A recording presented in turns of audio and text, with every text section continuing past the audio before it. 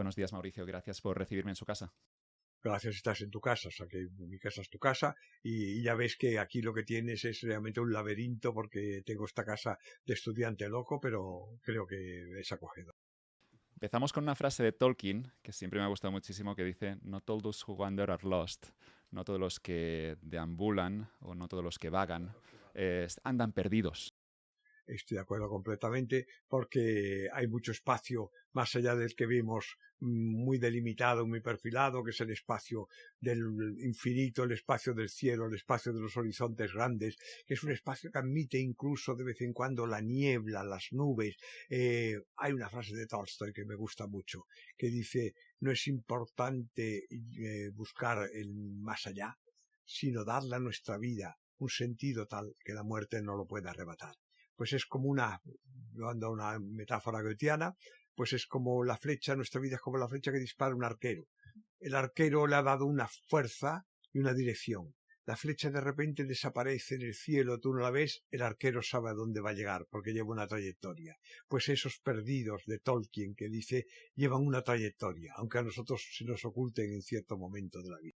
Lo que me gustan de estas frases es que te llevan al movimiento, te llevan a la acción. Contra veces gente que te encuentras que a veces pensamos demasiado las cosas y me gusta la solución en la acción, en moverte, en descubrir cometiendo errores. Para mí creo que es que no hay otra salida, porque la única salida precisamente está en eso que tú llamas la acción, en eso que yo llamaría también la búsqueda, en eso que yo llamo la curiosidad.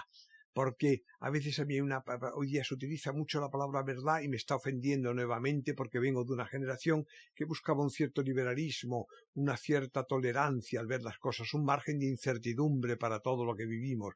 Entonces veo que otra vez una vuelta al dogmatismo, a veces en nombre de una falsa ciencia, porque todo el mundo pregona ser científico y el científico es precisamente muy prudente en sus aseveraciones, es muy prudente también en evitar los dogmas, porque los dogmas al cabo de la investigación de los años o de los siglos se demuestran equivocados o cambiantes.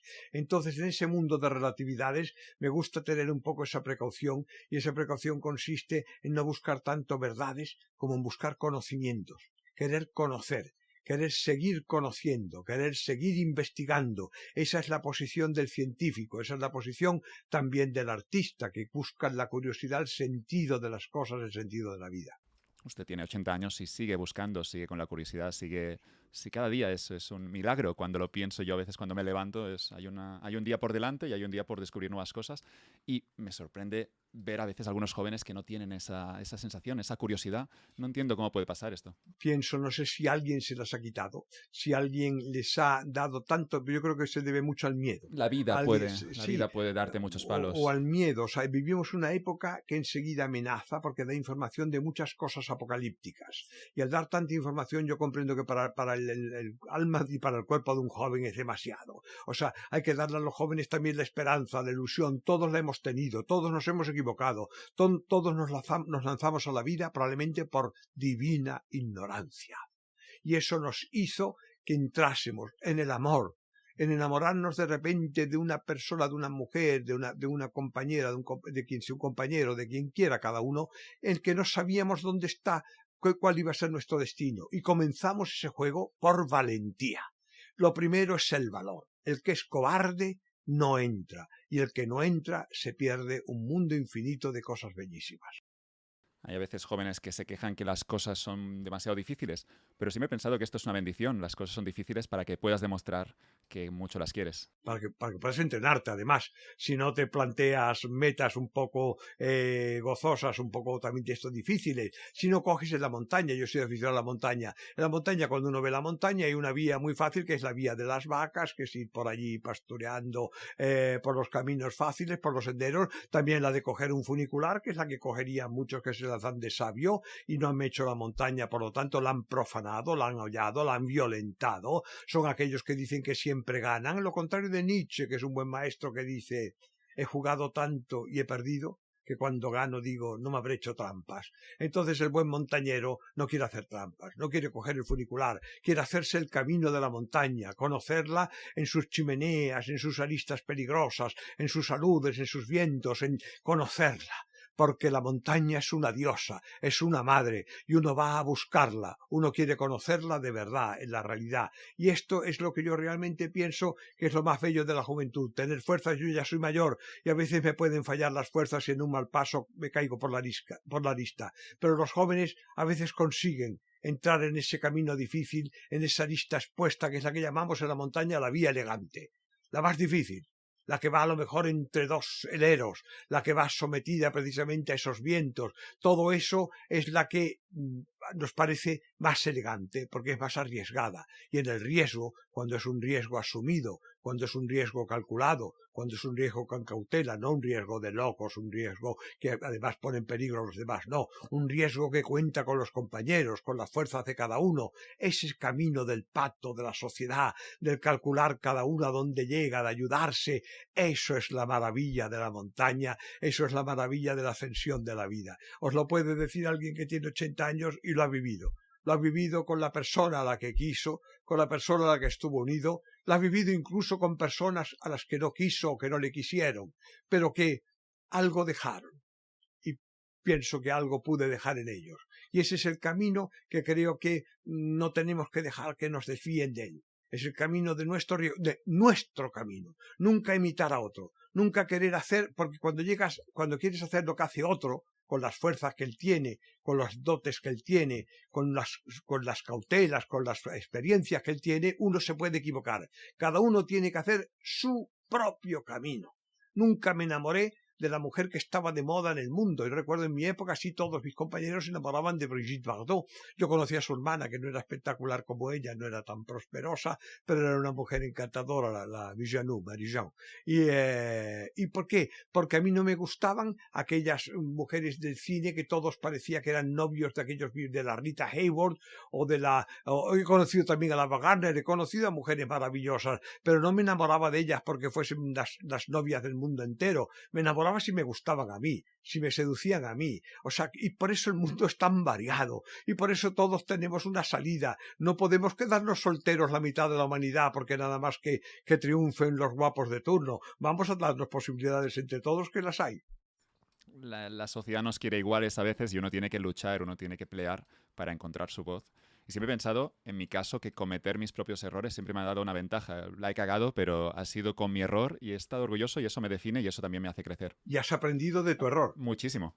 Con lo cual hay una cosa, y por eso te da también una tolerancia sobre los demás. Es que esto es importante. Cuando uno ha cometido el error, uno se da cuenta con qué facilidad se comete, porque el instrumento de medida, pues por eso que hay que hablar de la ciencia de vez en cuando, no de la ciencia falsa de los dogmáticos, que hay que tenerle mucho miedo, porque es la que condujo en el mundo a todos los crímenes y a todas las aberraciones, los que creían que la ciencia da verdades absolutas. Ningún científico que tenga 2 dedos de ciencia de verdad y sin duda de vergüenza y de humanidad os dirá una frase así tan dogmática.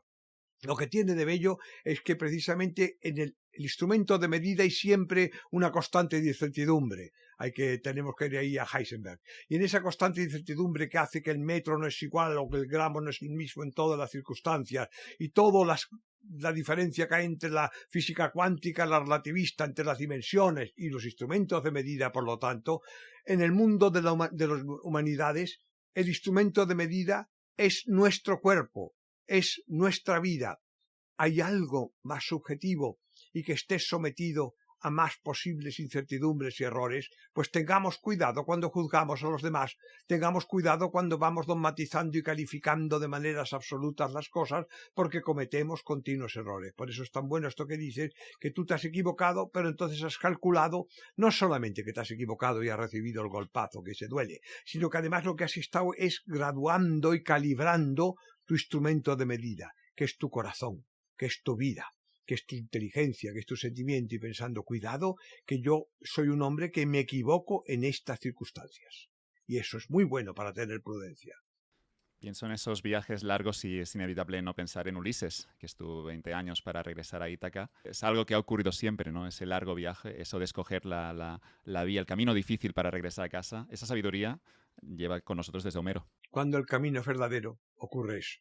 Cuando el camino es de verdad, ocurre que hay muchas Circes, hay muchos didos, hay muchas diferentes trampas en las que uno se puede ver enredado, pero no son trampas, son un poco lo que es la realidad del camino. Porque el camino es por eso que es apasionante, porque es variado, porque es intrigante, porque tiene misterios, porque tiene zonas ocultas, y todo eso es lo que hace que la epopeya, la Odisea, sea tan bella, y que finalmente el nombre de Ulises pueda ser nadie, porque nadie no es nada, es algo, pero nadie. Nadie, porque el que ha vivido en esa sencillez de haber buscado, de seguir buscando, en el fondo no quiere ser definido y se protege diciendo no soy nadie. El que se define demasiado pronto y se siente ya algo y se siente investido de unos poderes y de unas cuadrículas muy firmes, ese está quedándose metido dentro de una especie de corsé. Sin embargo, el que vive y cuando llega a una cierta edad todavía no sabe hasta dónde podría llegar, pues ese es el gran misterio que nos enfrenta a la vida. Por lo tanto, cada vez que encontréis a Nausicaa y os diga quién sois, decid mi nombre es nadie. ¿Y eres nada? No, soy algo. Siempre me ha impresionado la figura de Nietzsche, una persona que sufrió tanto y luego al final de su vida de algún modo muestra ese agradecimiento por ese sufrimiento que tanto le enseñó.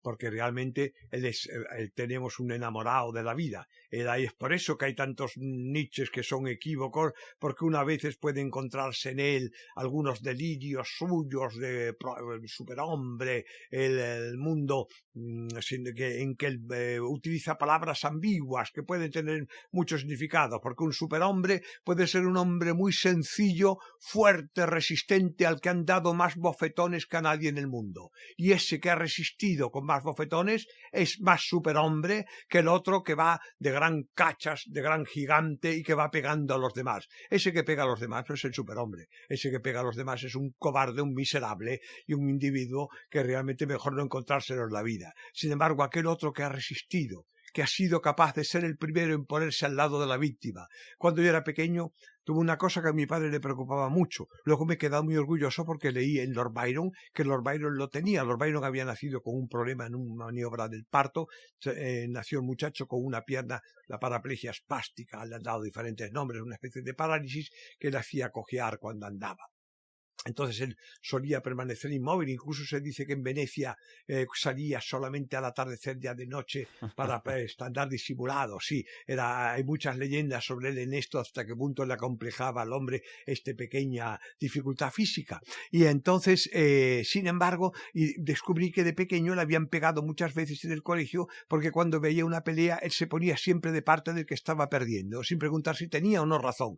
Yo lo hice esto mucho de pequeño. O sea, tengo claro que el mundo se divide en víctimas y verdugos, que hay un momento en que no hay tiempo de discernir y de dilucidar quién tiene razón, porque es complicadísimo saber quién tiene razón. Sencillamente, si uno ve a alguien que lo está maltratando, uno se pone de parte del maltratado, ni más que decir. Puede ser que el maltratado haya cometido un error, puede ser que el maltratado, pero lo discutiremos luego. De momento, siempre de parte del maltratado, siempre de parte de la víctima, siempre de parte del que flaquea. Eso sería en realidad nietzscheano, pese a que luego se ha interpretado el mundo nazi como un mundo nietzscheano. Un mundo donde resulta que el más sinvergüenza, el más astuto, el que utiliza las fórmulas más sucias, y si pusiésemos como en el fútbol o en el deporte una moviola, veríamos cosas horribles cuando vemos las vidas de estos personajes que figura que han llegado, que son triunfantes, que son la gloria, los y más sin ridículos. embargo son lo más ridículo, lo más miserable, lo más cobarde. Pues esto me decía mi padre siempre, pero ¿por qué? Pues llegaba a casa hecho un exiomo. Me habían dado por todos lados por coger a un compañero que había caído debajo, y yo sí veía, porque enseguida que hay uno que cae debajo, no cae encima uno solo con el que estaba peleando, no cae el peso pesado que le haga la batalla, no. Hay 17 del público cobardes que se lanzan para patear el que ha caído debajo, a la que ha caído debajo. Entonces yo rápidamente con ellos, hasta que me daban también, pero me quedaba muy satisfecho. En mi vida llevo algunas cicatrices de esos combates, sigo haciéndolos, y si ustedes tienen algún combate para perder, me llaman, que yo voy enseguida. Me enseñaba su colección de sombreros y me ha encantado la anécdota de ese mendigo de Cádiz que quiso una almoina para comprarse un sombrero.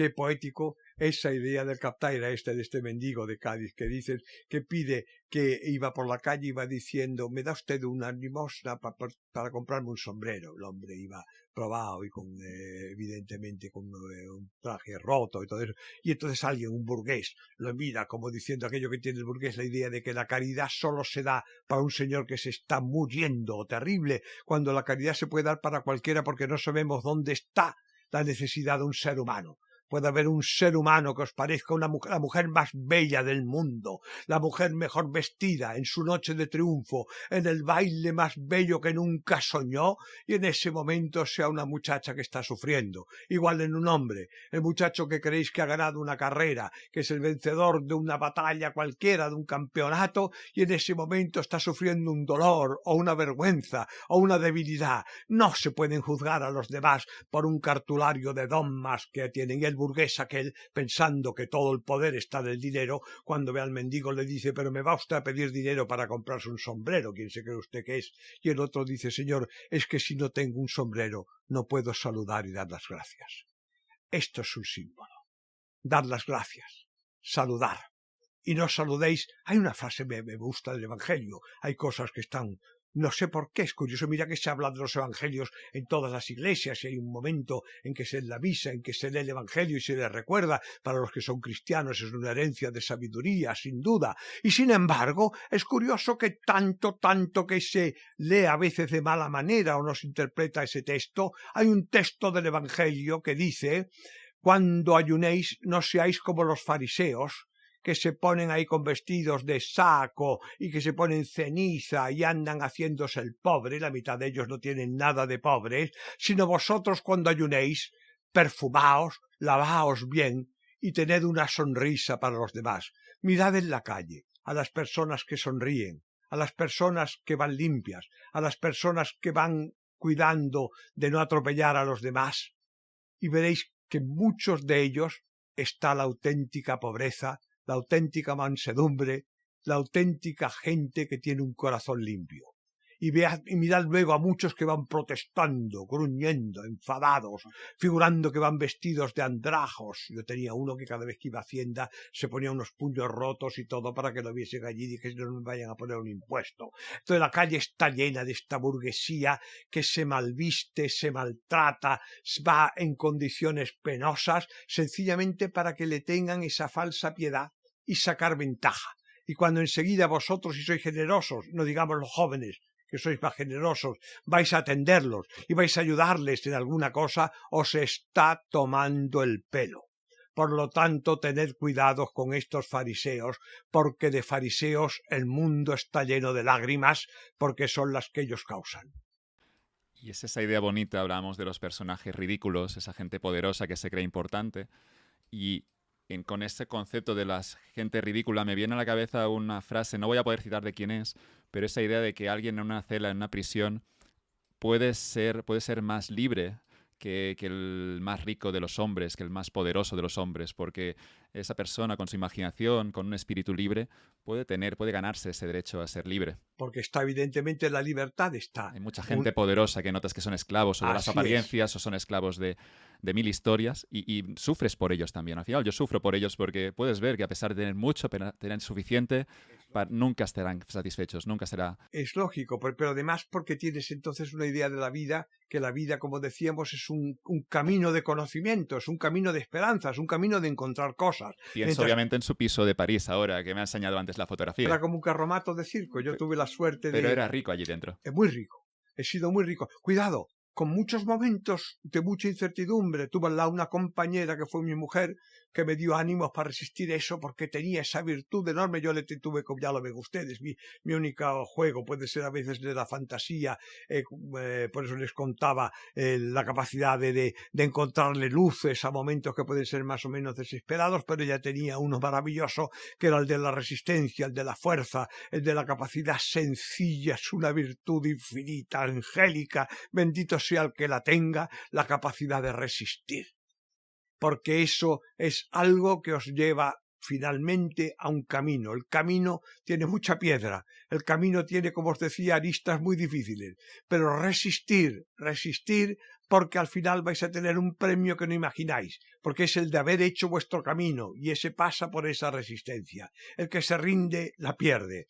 Entonces es esto que en aquella casa de París que decía que tenía un pequeño, la había pintado de rojo y verde como un carromato de circo, porque me recordaba a mis tiempos de cuando empezaba muy joven. Mis padres me mandaron a estudiar a Viena, y entonces yo cogí una bicicleta, me fui por el Danubio y cogía la bicicleta, pero luego algunos trozos hacía caminando, y para mí fue muy, muy gozoso, porque tenía la idea, es una de las cosas que me interesa comunicar a los jóvenes hoy día, de que a la juventud se la quiere meter en el mundo con un título académico, y el título académico es un título que puede ser científico o puede ser de formación humanista, de erudición, de lo que ustedes quieran, pero no es un título de sabiduría, no es un título de iniciación a la vida. Se puede ser un académico de todo, como se puede ser un millonario y ser un auténtico tonto para vivir. Es así, o incluso un peligro público. Entonces, lo bonito que tenía la educación antigua, que la tuvieron todos los pueblos, los griegos la tuvieron en la paideia, está en el teatro, por eso el pueblo tenía que iniciarse también y asistía al teatro para ver lo que era la vida de los héroes, lo que era la respuesta del coro, los caprichos de los dioses, y el pueblo cuando asistía al teatro se iniciaba en los celos, en la pasión, en la envidia, en la guerra, en todas las cosas que nos esperan en el mundo, porque nos enseñen lo que nos enseñe, el mundo es la realidad, y la realidad está llena de injusticias, de dificultades y de esas aristas que estamos llamando. Entonces yo pensé, leyendo a Goethe, que para mí fue muy maestro, Goethe hace el camino de iniciación con los actores. Se mete en un carromato de actores en el Wilhelmmeister y sigue a los actores en las comedias. El teatro es una maravilla. El teatro nos ha dado todos los personajes arquetipos, o sea, los celos, el Otelo, el amor, Romeo y Julieta, la avaricia, Shylock, o sea, va por coger a Shakespeare, pero podíamos ir cogiendo los dramas de honor de Lope de Vega, todo lo que el pueblo aplaudía cuando estaba en el corral de comedias viendo aquellos personajes, porque se identificaba, porque notaba que tenían sus pasiones y las interpretaba, la poesía, el Cyrano de Bergerac, o sea, todo eso hace la poesía unida además a la fealdad, o algo que es como una contradicción de aquel hombre era capaz de seducir porque tenía un alma que era una mariposa en vuelo de 1000 colores, o sea, y sin embargo tenía que ocultar un poco lo que eran las fealdades físicas que le acompañaban a aquella especie de prodigio de corazón. Entonces, pues todo eso me hace pensar en que hace falta un camino de iniciación. Yo lo encontré no en el teatro como lo había encontrado Goethe, yo lo encontré en el circo. Me encontré una compañía de circo allí en el Danubio y lo seguí. Me enamoré enseguida de unas muchachas, parece que me enamoré de las dos a la vez. No, me enamoré de las dos hermanas, de una de las hermanas. ¿Qué podría pasar? Cosa que podía pasar, pero me enamoré de aquella de las hermanas y seguí al circo, donde hice de todo, porque les vendía lo mismo entradas en la taquilla, que les hice un día de jefe de pista y todo, que es una cosa terrible, difícil, pero bueno, hice de todo y aprendí los 1000 papeles de juego y de máscara en los que consiste el teatro, o en este caso el circo. Era mi camino de iniciación. Hay un libro que les recomiendo de Roger Caillois, francés, que se llama Les Jeux, los juegos. Todo en la vida les pido que un poco hagan esta interpretación. En vez de hacer una interpretación trascendente, dogmática, religiosa, política, hagan una interpretación infantil. Eso sería Nietzsche también. La última metamorfosis del hombre sería la de convertirse en niño, pero en niño sabio, no en niño pobrecito que le faltan todavía algunos aprendizajes. Entonces, en ese aprendizaje, los juegos son importantes.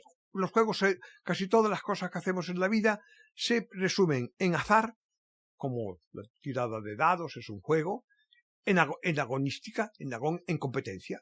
El niño ya desde que es pequeño dice, papá, mira que he ganado, hago esto que sé hacer en la bicicleta, he aprendido a hacer este equilibrio, soy capaz de dar una vuelta de campana o hacer el pino, mi pequeña Violeta, mi Topolina, que la quiero tanto, me enseñaba el otro día cómo era capaz de hacer el pino, me parecía una maravilla. El juego, que llevaba también el equilibrio.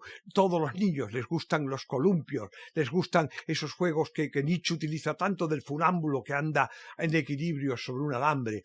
Todo eso nos inicia en la vida. La vida tiene azar, la vida tiene agonística, la vida tiene equilibrio y tiene una cosa más. Y ahí estoy ya en algo que me gustaría un minuto de atención, que es la máscara. Eso es el teatro, la máscara. Por eso el teatro griego utilizó tanto la máscara. En cada momento de la vida estamos interpretando como autores el papel que necesita la vida y tenemos que tener en nuestro vestuario los 1000 trajes para adaptarnos a las cosas que nos toca hacer en la vida. Unos días somos intérpretes, otros días somos segundones, unos días somos los derrotados, otros días ganamos una pequeña batalla, unos días somos el galán o la muchacha que ha enamorado al hombre de sus sueños, otro día es la muchacha que lo ha perdido o que ha sido injustamente tratada o que se siente por lo que sea derrotada y triste. Eso es el juego de las máscaras, pero no creéis que eso es el final de vuestra vida, por favor. Detrás de la máscara hay otro juego y sobre todo estáis vosotros, sois los actores. Habéis utilizado una máscara que en un momento determinado era la fiesta, la felicidad, el baile. La noche llegáis a vuestra casa, estáis solos, os quitáis la máscara, sois los actores, tened la dignidad del actor. Sabed dormir solos con vuestra verdad, con vuestro corazón, con vuestros ideales. Esto es un poco lo que creo que nos falta, que nos inicien todos los pueblos cuando vas a África. No digamos, todas las civilizaciones han tenido su iniciación. Eso era la religión, eso era la filosofía, eso eran tantas cosas que hoy nos enseñan. Hoy se le dice a un señor, tiene usted un diploma que le habilita para ser médico, abogado o ingeniero electrónico. Pero oiga usted, ¿y cómo soy ingeniero electrónico en el camino de la vida? Este es el gran problema. Me gusta este mensaje, Mauricio, porque reivindica el trabajo del artesano, el que encuentra, el aprendiz, el que construyendo encuentra su camino frente a los intelectuales. Y me gusta esta parte de amar el proceso, de amar el camino, de encontrar un poco el sentido en el propio camino, no en el resultado, que será siempre la consecuencia. De amar el trabajo en el fondo, de amar la artesanía. Hay que defender este discurso. De amar la puntada.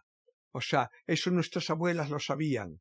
Aquellas abuelas que manejaban el encaje de bolillos que hacían cosas difíciles, a veces como suntuarias, difíciles porque eran bellas, y salían en los trajes típicos de nuestras tierras, cada uno, y pensad por qué se adornaban de aquella manera para hacer una fiesta de bodas o una fiesta cualquiera, y cuántas puntadas llevaban aquellos encajes, y qué difícil era plancharlos, lavarlos, digamos hacerlos. O sea, entonces esa es la vida, y se hacen cosas suntuarias como regalos, como decía Rilke, como decía Marcel Proust, primero de todo, no busquéis jamás el precio en un regalo. En el regalo, lo primero, aquella abuela que había hecho aquellos encajes, lo primero que le quitaba a la nieta era el precio de lo que le había costado. La abuela había dejado la vista, la abuela había dejado la paciencia, la abuela había dejado horas de silencio, aquellas horas que todas las abuelas han pasado en una silla pequeña, en un rincón junto al fuego. Eso era la vida.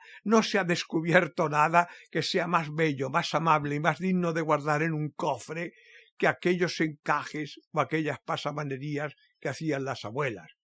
Eso en la pequeña artesanía, pero lo mismo es para el gran arte. Si ustedes me dicen que les parece más maravilloso todavía la Capilla Sixtina, pues bravo, o la Gioconda, o lo que ustedes quieran, o las pinturas de Rafael, o lo que les guste, pero la música de Mozart, pero en el fondo, como decía Goethe, que se reía cuando escribía a su mujer y le decía, estoy escribiendo el Fausto, y ella decía, pues nosotras con las amigas estamos aquí bordando que nos reímos mucho.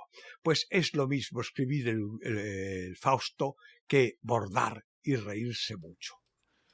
Y que las grandes obras al final son el resultado de un artista, de un artesano que amaba el proceso. Es así. Y que ha amado incluso las herramientas. Por eso eran importantes el tener siempre el lápiz con todo lo que significaba para afilar la mina, para elegir el lápiz, la dureza del grafito, el tipo de lápiz que se iba a utilizar, luego el tipo de color. Todo eso, no digamos, fijaos los errores que se cometían. Hemos hablado de Leonardo, por ejemplo, que hay unos templos de Leonardo que han desaparecido, porque él mismo utilizaba sus pinturas y utilizaba las mezclas, el huevo, para hacer las diferentes... y muchas de ellas no resistieron o no resistían los materiales de los muros donde estaban hechas y se agrietaban. O sea, y eso efímero es también bellísimo, que un hombre haya sido capaz de apostar por ese momento efímero, pero porque se ha jugado la vida en eso que era la belleza. Yo les voy repitiendo continuamente la palabra belleza, porque no crean que la belleza es como algunos piensan solamente en lo inútil, lo superficial. La belleza es lo más profundo que hay. La belleza es lo que desvela lo que hay dentro. La belleza es el aspecto exterior de cualquier obra. Por eso, perdonadme, yo a veces puedo ser un poco herético y pido disculpas, pero con mucha sencillez, además, porque no me gustaría extraviar jamás a nadie. Pero me da mucho miedo de los que se llaman buenos. El mundo está lleno de buenos y me gustaría haber vivido de un mundo menos bueno. Porque yo prefiero la bondad a los buenos. No me fío nada de los buenos o de los que se llaman buenos o de los que la sociedad llama buenos. Son señores que responden a unos arquetipos de enormes prejuicios. El mundo está lleno de gentes que tienen la bondad, que tienen el impulso del corazón. Eso es un don de ángel. Ese es un don de solidaridad, un don de complicidad, un don de generosidad, un don de consuelo. Aquel que cuando ve una pena no puede hacer sino consolarla, aunque sea llevando un pañuelo. Ese es el que tiene dentro ese apetito, ese afán, ese anhelo de bondad, que es muy superior al del bueno profesional, que es un señor que sí puede ser el mejor de los casos, y Dios lo bendiga, solidario o lo que ustedes quieran y paga un impuesto, pero la bondad es algo más, porque la bondad lleva algo de gratuito, algo de gracia. Nunca se puede ser bueno con la medida. Cuando se es bueno, cuando uno hace un acto bueno, ustedes lo conocerán las veces que lo han hecho en su vida, el día que han besado, que sea un animalito, y lo han recogido, han intentado salvar a algo un rastro de vida, una planta que parecían que iban a pisar, y ustedes en un impulso que no saben por qué, la levantaron, y se dan cuenta que habían hecho algo desmedido. No se puede medir. Los que quieren ser medidos en lo bueno, ¡ay, Dios mío! Qué difícil es tener ese sentido de la justicia. Uno normalmente, cuando quiere dar, da siempre de más. Nunca os quejéis de que habéis dado de más, porque también nos han dado siempre de más. Y los que nos quieren, y los que nos han educado, y los que nos dieron la vida, nos dieron de más. Pensadlo un minuto. Por difícil que sea en este momento vuestra vida, porque tenéis el camino fácil, como decía Camus, que es el camino de quitarse, de marcharse, o sea, el derecho de irse. Sin embargo, pensad en todo lo que tiene de sí la vida, de milagros, de momentos maravillosos. Mi padre me hizo conmigo un juego cuando yo era joven, adolescente, y tenía momentos de aquellos de marasmo, de pantano, que uno los tiene, quizás por las hormonas, lo que sea, y venía a casa y decía, es que la vida es repetitiva, es una rutina, o la gente falla, los amigos me han fallado, el otro me ha traicionado, cosas que siempre yo acusaba a los demás. Mi confesión era confesarme de los demás, como tantos beatos que se confiesan de lo que hacen los demás, nunca de lo que hacen ellos, ¿no? Pues yo en aquella edad siempre me quejaba de lo que hacían los demás o lo que hacía el mundo, nunca de lo que yo hacía en el mundo. Y entonces mi padre me decía, hijo mío, mira, te voy a dar un cuaderno. En ese cuaderno tú escribes todo lo que piensas, que es lo que quisieras que te dé la vida. Sé que vas a hacer una trampa porque todos la hacemos. Vas a poner ciertas cosas que no quieres perder, que no las vas a decir. No vas a decir que se mueren tus padres, no vas a decir que pierdes a personas que quieren, no vas a decir cosas que intentamos borrar porque son de dolor. O momentos que uno está enfermo, o momentos en que uno tiene una incapacidad, o un dolor grande que uno dice, ¿cómo esta persona, pese a lo que ha perdido, tiene el valor de seguir adelante? Y los tienen, nos rodean, los tenemos al lado. Y si pensáis bien, hay gente que ha perdido mucho y ahí sigue dando, no solo andando, sigue dando. Entonces, dando de donde uno piensa que ya no había nada. Pues entonces esto, mi padre me lo planteó así. Dice, al cabo de 40 años, lee ese libro en lo que tú escribiste que iba a ser tu vida. Y verás que había suprimido esos momentos tristes, muy tristes, porque ni los imaginabas, ni querías verlos. Pero encima, los momentos que tú dijiste que iban a ser los mejores de tu vida son una auténtica miseria comparados con unos segundos maravillosos que todos los que estamos vivos hemos vivido en un momento de la vida. Duró quizás un instante. Era como una chispa. Ustedes estaban, yo, por citarles uno para ser personal, y no hablo ya de los más ascendentes, de las veces que he amado de verdad en la vida, o de que he hecho algo que me realizaba, pero recuerdo que de pequeño me iba a soñar, este es mi último libro sobre los mares, me iba a soñar a un Noray que había en el puerto de Cádiz, vivía entonces en Cádiz, se veía el mar, los barcos con matrículas de diferentes países, barcos que venían de lugares lejanos, unos que venían de la India, otros que iban para el Caribe, y yo sentado allí en aquel Noray, recuerdo, allí es como si estuviese encapillando mi alma en aquel momento, porque me parecía que estaba viviendo el infinito. Y ese momento infinito me cuesta repetirlo. Y ese no se paga con dinero. Ese no puede decir uno, hagamos un viaje a las Islas Maldivas. En las Islas Maldivas vas y no acabas encontrando ese minuto. Ese minuto lo encuentran ustedes un día tomando un café. Lo encuentran ustedes un día mirando a un pájaro que de repente arranca a volar y que les ha llamado la atención porque han oído el aleteo, viendo el trasluz de un sol detrás de unas hojas, viendo la temperatura de una mañana al despertar cuando abren la ventana, ese momento que a ustedes les hace tomar contacto con el infinito y uno dice, merece la pena vivir por estar en este segundo. Eso es lo que ustedes lo hubiesen escrito en el libro y lo seguirían sin escribir. Se lo va a dar la vida. Un día, si no lo han vivido. Y si lo han vivido, lo van a buscar siempre. Pero uno tiene que tener los ojos abiertos y mantener esa curiosidad del niño de la que hablaba Nietzsche. Los ojos abiertos, la nariz, que es muy importante. Hay una cosa que me sorprende de Kant, que dice que la nariz es el órgano menos noble de todos, ¿no? Cuidado con la nariz, porque claro, lo que hablamos del sabor está unido a la nariz, porque ustedes saben que las papilas gustativas son muy torpes, o sea, que lo que salado, ácido, amargo, o sea, con eso no tenemos un concepto dulce, no tenemos un concepto muy grande. Sin embargo, cuando utilizamos la nariz, ya viene esto huele a piña, esto huele a papaya. ¿Cómo se distingue una piña de un tomate, de una papaya y tal? Por la nariz. Por eso cuando estamos constipados no sabemos, no disfrutamos de la vida. Pues no olvidemos también los perfumes, no olvidemos los olores de la vida, la vista, el tacto, el oído, todos los placeres. Estamos llenos de sentidos, o sea, soy partidario, la Ilustración nace con Condillac, este filósofo francés que habla de los sentidos, se ha olvidado, porque como la burguesía creó que es el drama que vivimos todos, porque cuando digo la burguesía no crean que esté hablando en unos términos marxistas, no soy marxista ni soy de ninguna de estas filosofías para mí tan simplistas, no, quiero decir, cuando la gente que lo apoya todo en la materia, que os da una visión del mundo, olvida a veces, sin embargo, porque es puritana, y como hay mucho puritanismo que nos acecha por el mundo, entonces los sentidos consideran que son como solamente órganos de pecado.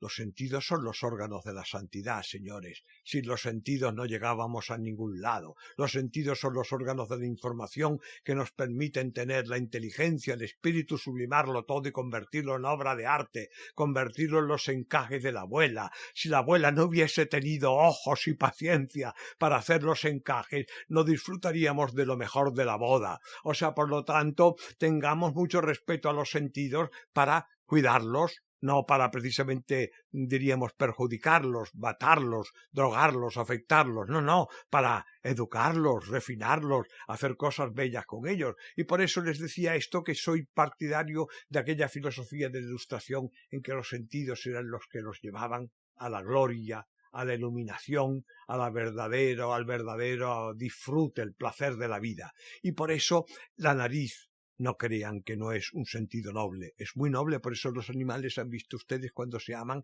lo primero que hacen es que se huelen y hasta se muerden. O sea, todos los sentidos nos contribuyen al amor. El tacto, que te hace, yo he estado enfermo y he pasado al otro mundo porque tuve un infarto que me llevó al otro mundo. Encontré médicos, afortunadamente, que me salvaron la vida, y me salvaron en condiciones muy difíciles después de haber pasado ya por una etapa de tinieblas y de coma. Y sin embargo, recuerdo luego el tacto de los médicos cuando me despertaron y me sacaron del coma, y noto la mano en mi muñeca, noto el calor de mi cuerpo que había estado inerte, y ese calor que noto es la vida. No dejen ustedes de tocarse cuando se quieran, porque cada uno al otro nos estamos dando la vida. No dejen de hablarse al oído, no dejen de tener todas esas posturas y posiciones del amor, que son posiciones de complicidad, de sentido, pero de espíritu. y esto es lo más civilizado, lo más bello. Lo contrario de eso es la guerra, la violencia, la separación, el desprecio de los demás, la crítica violenta, el acoso, la manipulación. Todo eso es lo contrario del darse la mano, de hacer manitas. Vamos a hacer un poco hacer manitas. ¿Qué pensó en ese momento en el que sufrió el infarto? ¿Qué pensó sobre la vida? ¿Sintió agradecimiento? ¿Sintió miedo? El momento fue terrorífico porque el momento realmente es inconfundible. El otro día hablaba con unos amigos porque los que son aprensivos tengo miedo de hablar de estos temas porque he tenido amigos muy queridos que siguen siendo aprensivos y entonces cuando uno habla de esto enseguida dice yo tengo ya el mismo síntoma, ¿no? La presión en el pecho, el brazo, el dolor y el dolor más arriba, más abajo porque enseguida el aprensivo quiere informarse para ver si lo tiene en este momento. No, yo hoy día tengo otro sistema que me vale más. O sea, es tan inconfundible la sensación de que uno pierde la vida. Es una sensación inolvidable, es una sensación de vacío, una sensación que yo diría, estamos hablando de vida todo el tiempo en esta charla con Joan, es la contraria, es la sensación de muerte, es la sensación diabólica, es la sensación terrorífica para el hombre, esa sensación de que todo lo pierdes, de que se te va, porque se te van los sentidos, se te hace confuso el mundo, no oyes, no sientes, lo último que se pierde es el oído y el tacto. En ese momento vas recuerdo la sirena de la ambulancia que me llevaba al hospital y ya luego no recuerdo más. Recuerdo el momento ese el momento del despertar y esa sensación, tantos lo repiten, de haber estado como en presencia de una luz grande. No sé a qué corresponde eso, si es una sensación de realmente cuando el cerebro va perdiendo la oxigenación y en el estado de anoxia uno se hace esa luz delante de la montaña mágica y uno ve una luz pero inconfundible, inexplicable, pero en sensación de paz. Vale, no es lo que me interesa luego cuando los médicos me apretaban la mano y encontraba otra vez que latía la sangre y descubría lo que era la vuelta a la vida. Iba con los miedos que uno tiene después de haber tenido un accidente así en la vida, a recuperarme, como hace cualquier enfermo, porque no soy yo el único, ni mucho menos el que más ha sufrido en una recuperación, y uno tiene que ir haciendo el ejercicio que le toque, las dietas, todos los sacrificios que hagan falta, pero uno lo hace con la enorme ilusión de que merece la pena vivir. Yo es que esta es la respuesta, sí que la quiero hacer, porque no crean ustedes que mi vida ha sido en todo momento vivir en paraísos o vivir en jauja. No creo que el hombre sea hijo del paraíso. Esto es una idea que tengo clara. Primero, porque no creo, si lo llevamos al pie de la letra, no creo que fuese tan grande si uno lo vende por una manzana. Pienso, no sé por un reloj Cartier, señores, pero bueno, hago una broma, pero quiero decir, me parece que somos hijos de lo contrario. Somos hijos de la dificultad. Hay un historiador que fue mi maestro, Toynbee, ese fue mi primer libro y fue mi cátedra, mi tesis fue dedicada a eso, a lo que él llamaba en la historia, somos hijos del reto-respuesta. A cada reto respondemos. El ser humano hemos pasado por momentos tan difíciles. Hace poco tiempo hemos vivido una epidemia donde encontré algunos magos del cataclismo, del apocalipsis, que decían cosas pesimistas, cosas que eran terribles por la televisión. Todos figuraban que eran médicos y que entendían, y los pobres médicos estaban superados, que no llegaban a atender lo que había de la tragedia que estaba ocurriendo y estaban entregando sus vidas mientras otros se dedicaban a pontificar y a explicar remedios y a explicar cosas que no sabían nada de nada. Entonces lo que yo les quiero contar de esto lógicamente es que somos hijos, eso sí estoy convencido, del reto-respuesta. En las situaciones más difíciles que hemos comentado ahora con Joan, en las situaciones más difíciles, el ser humano tuvo capacidad de dar respuesta. La respuesta ante los cataclismos, los peligros, las inundaciones. La historia de la humanidad nace en Oriente Medio, en Oriente Próximo, por ejemplo, entre el Tigris y el Éufrates, y la gente pensaba Mesopotamia, tierra entre ríos, significaba que era muy rica. No era muy rica, era una tierra sometida a inundaciones. Entonces lo que nace allí es la ingeniería, la capacidad de crear diques y contener las inundaciones. En otros sitios, como en Egipto, eran las sequías, la necesidad de las inundaciones, la estrella Sotis que venía a anunciar las inundaciones, y con eso se crea toda una cosmología, toda una mitología, toda una ciencia, toda una sabiduría. Somos hijos de respuestas a retos que nos dio la vida. Uno nace y cuando nace se encuentra que tiene dificultad porque tartamudea, y del tartamudear saca el poder en su vida y se convierte en una persona que tiene luego la capacidad de hablar o de sentir. El otro tiene capacidad de correr y se convierte en un gran deportista. El otro tiene una dificultad de ver y se convierte en una persona, en un músico fabuloso. Es decir, todo es una respuesta a un reto. Precisamente los que nacieron en las mejores condiciones, en el paraíso, seguramente no hubiésemos inventado nada. Hoy si yo nazco en el paraíso, yo me dedico a dormir todo el día, me convierto en un miserable. Sin embargo, nací en un mundo difícil donde hacía falta trabajar. He trabajado de todo. De todo lo honrado, gracias a Dios, lo que yo creí que era honrado. He cantado, como sabe Joan, he cantado en los barcos, en los cafés, he hecho fotografías para ganarme la vida, me he dedicado a hacer de todo lo que he ido encontrando en la vida, escrito en todas las revistas, en todo donde me podía ganar un dinero para hacer mi obra de escritor. Porque esto sí yo tenía claro cuál debía ser mi labor de encaje. Pero igual que la abuela, que ustedes la ven haciendo su labor de encaje, primero ha llevado a su nieto a la escuela, o primero ha estado durante horas haciendo el cocido de la familia, o primero ha estado haciendo lo que sea. Incluso pobrecilla acicalando su cabello, haciendo su moño y poniéndose guapa, y se sienta luego en la puerta de su casa, así eran las abuelas que yo conocí, a desgranar las mazorcas del maíz, o a hacer las labores de artesanía con los mimbres, o a hacer esto que estamos llamando los encajes, o el abuelo que estaba haciendo en la terriza las labores con el barro. Esa es la civilización. Eso es la cultura que es cultivo.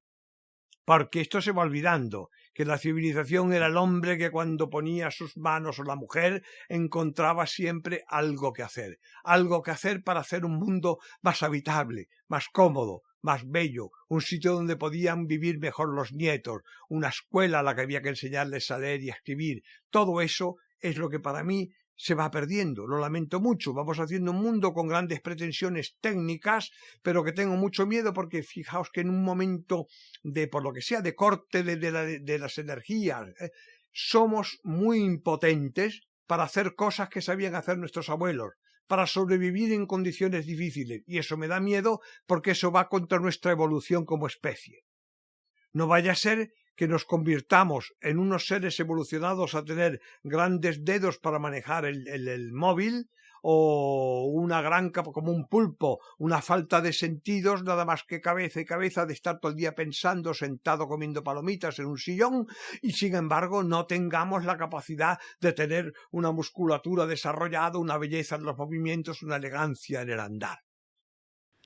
Me recuerda a mi frase favorita de la Odisea, que decía Homero: no hay cosa más dulce que la patria y los padres.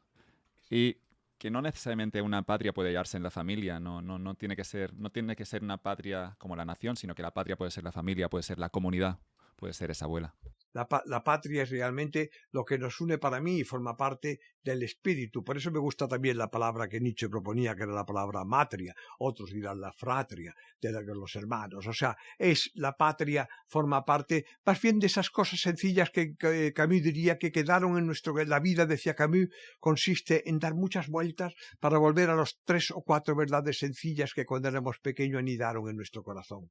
Esas son las frases que ahora tú, Joan, te estás refiriendo, son aquello que te llegó a través de presencias. A veces no eran discursos, eran presencias, eran momentos que tú notabas en la casa, donde notabas el amparo, el cuidado de la gente que te rodeaba, y te notabas débil porque eras un niño, y te notabas enseguida que había lo que deseo a todos los seres humanos, que había esa atención.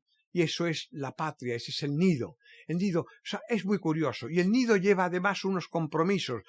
En la etología, los que sean aficionados al comportamiento animal, en las aves no dejan salir a los hijos del nido hasta que no encuentran que los pequeños, los pajarillos, saben emitir el sonido de la especie, el canto de la especie. Entonces la madre los empuja fuera del nido, el padre se va a un árbol que esté cercano, a una posición donde pueda otearlos por si viene un predador que les pueda hacer daño, porque el pajarillo normalmente vuela torpe y cae, y entonces eso es muy importante, esa presencia del cuidado, eso es la patria, esos padres que te recogen, y sobre todo el aprender el lenguaje de tu especie. Pero ese lenguaje no es exclusivo, ese lenguaje es un lenguaje solamente, diríamos, de separación de los demás, es un lenguaje fundamentalmente de comunicación.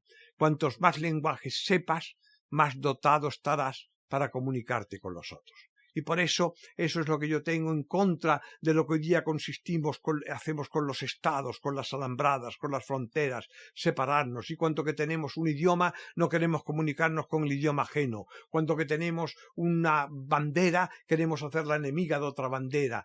Todo eso me parece una cosa depravada y terrible, y por eso lo que creo es lo contrario. Creo en un mundo en que se confunde, por eso me gusta tanto el mar, y por eso he dedicado este libro mío de las reinas del mar, lo he dedicado al mar, porque en el mar se funden las fronteras. Pasas de un lugar a otro, llegas de un puerto a otro y comienzas a encontrar, vamos a partir, por ejemplo, de nuestros orígenes con el griego, el latín o el árabe, para hablar de algunas de las lenguas que han conformado nuestras lenguas romances. Y entonces, a partir del latín, de la lengua madre, y tú entras por el Mediterráneo y comienzas de repente en una orilla escuchando a los árabes con tantas palabras que nosotros tenemos de referencia del tiempo que la cultura árabe nos ha influido y nos ha dado también educación y cultura, hasta las palabras que derivan del latín, del griego, y las vas encontrando un día en Italia, otros días las estás encontrando en Grecia, otro día las estás encontrando en Rumania, otro día en Portugal, otro día en Cataluña, otro día en Galicia.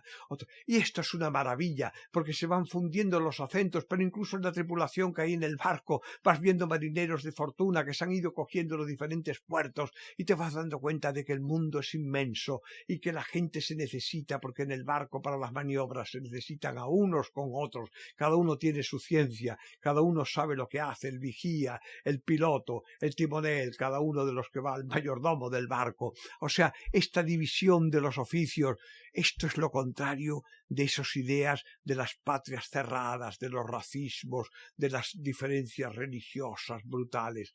Eso a mí, perdonadme, como soy hijo de una mezcla, afortunadamente, es lo que más miedo y más terror me da. Siempre me gustó la Europa que describe Zweig, no solo la Europa, sino la Europa antes de las grandes guerras, obviamente, pero ese imperio, esa monarquía austrohúngara, que Zweig, como lo define al menos en el mundo de ayer, era una monarquía en la que los pueblos podían convivir en paz, en las que se respetaban las diferencias y en las que no se acentuaban, obviamente, para separar a los distintos pueblos que formaban parte de ese imperio. Digamos, Joan, que era el ideal. Quizás Zweig lo idealiza. Es hijo del ideal. Era un pueblo donde había grandes problemas, diríamos, por ejemplo, en Hungría, que formaba parte del imperio austrohúngaro, en Hungría había grandes problemas, Chequia, había en Eslovaquia, en tanto Moldavia, tantos problemas, pero cuidado, el ideal sí que era ese ideal de espíritu, el ideal de síntesis, es decir, el análisis es necesario en la vida. Incluso para Europa, que tendríamos muchos pueblos que pueden convivir en paz. Y nuestra Europa, esa Europa confederada, es la que teníamos que entender, que esa sí que es la idea de Zweig. Él tiene la idea, o sea, en el fondo no hay que olvidar que en él está hablando un viejo judío de la diáspora, que es un hombre que en aquel momento, él no ha tomado partido en este caso por la idea, diríamos, nacionalista, que es la idea de Herzl, que ha sido su amigo. Él ha colaborado en la Neue Freie Presse y Herzl ha sido colaborador del periódico donde Herzl crea esa idea de crear un Estado de Israel para el pueblo judío. Él no pertenece a esa adscripción porque no han venido los nazis todavía, no se ha vivido la tragedia, y el judío piensa que forma parte de ese mundo cosmopolita, de ese mundo internacional, de ese mundo del espíritu, donde la gente se une por la cultura, se une por el humanismo. Él tiene eso, y ahí lo idealiza y piensa que en el imperio austrohúngaro se estaba dando, porque es verdad que en la época de Francisco José, por ejemplo, con los judíos que habían sufrido momentos de discriminación grave en los guetos, en las pequeñas aldeas en el imperio austrohúngaro, justo con Francisco José defiende a los judíos que tienen su imperio para que se integren, porque él sí mí que personalmente ese emperador tiene esa idea de crear una patria unida para todos, una confederación diríamos, no una patria que quite las lenguas de cada uno, porque no es verdad, seguían sobreviviendo, ni quite las religiones, es verdad que era la Austria católica, todo eso es verdad, pero existe, hay una tolerancia hacia esas religiones o esas ideas, tolerancia que siempre se puede mejorar, porque los derechos se pueden meter en Constitución muy claros y defender muy claros. Con todo eso creo que tenemos mucho que progresar en Europa para hacer esa Europa de libertades, de derechos, donde las lenguas, las culturas sean protegidas por encima de todo, porque con las lenguas va el corazón de la gente, van sus sentimientos, van su historia, van cosas que son fundamentales y que tenemos que luchar a muerte por defender y que no desaparezcan. Creo que esa es la Europa en la que creemos muchos, pero esa Europa hay que evitarla también de la contraria, que es la Europa de volver a crear fronteras religiosas, de volver a crear diferencias, de volver a crear alambradas o diferencias precisamente por la defensa de lo que entendemos todos como nuestro, intentar agredir lo que es de los otros. No, la defensa de lo nuestro, si lo nuestro es verdaderamente civilizado y culto, incluye lo de los otros. Yo no puedo vivir feliz en un país que tuviese un idioma, pero no estuviese defendiendo los otros idiomas que haya en mi propio país. No podría estar feliz en un país que tuviese una idea de, por ejemplo, de la cultura, de la enseñanza, pero que no incluyese todos los matices de posibilidad que hay también en otros métodos, en otras escuelas. Pues esto es lo que creo es el pacto, esto es lo que constituye la civilización. Esto me da mucha pena de que en Europa veo muchos atisbos hoy día otra vez de diferencias, porque además son instigadas desde fuera. Porque si queremos hacer una Europa débil, es evidente que para otros grandes imperios, no hay que olvidar que a los europeos nos quitaron los imperios. Esto me interesa también decirlo, porque yo he vivido una generación en que no había más que comprar una revista como Jeune Afrique o lo que sea, y que diríamos, filósofo francés enseguida emitía todas las condenas sobre los imperios, cuando Francia seguía todavía teniendo sus posesiones de ultramar. Sin embargo, del imperio austrohúngaro no queda ni la sombra. Sin embargo, del imperio español no queda nada. El imperio inglés fue también quedando dividido y perdido, o el holandés, o tantos otros que hubo. Por lo tanto, tengamos mucho cuidado con esos lenguajes, porque en el mundo sigan existiendo imperios muy poderosos. Existe hoy día el imperio, sin duda, eslavo, el imperio ruso, es un imperio enorme, llamémoslo como ustedes quieran, pero eso incluye a pueblos, a razas muy diferentes, y las incluye como imperio. O sea, que no digamos que es que en Europa somos un imperio. En Europa estamos intentando crear una confederación mientras los demás siguen manteniendo un imperio. China es un imperio que incluye incluso tierras tan sagradas como el Tíbet y sin embargo están incluidas en el imperio.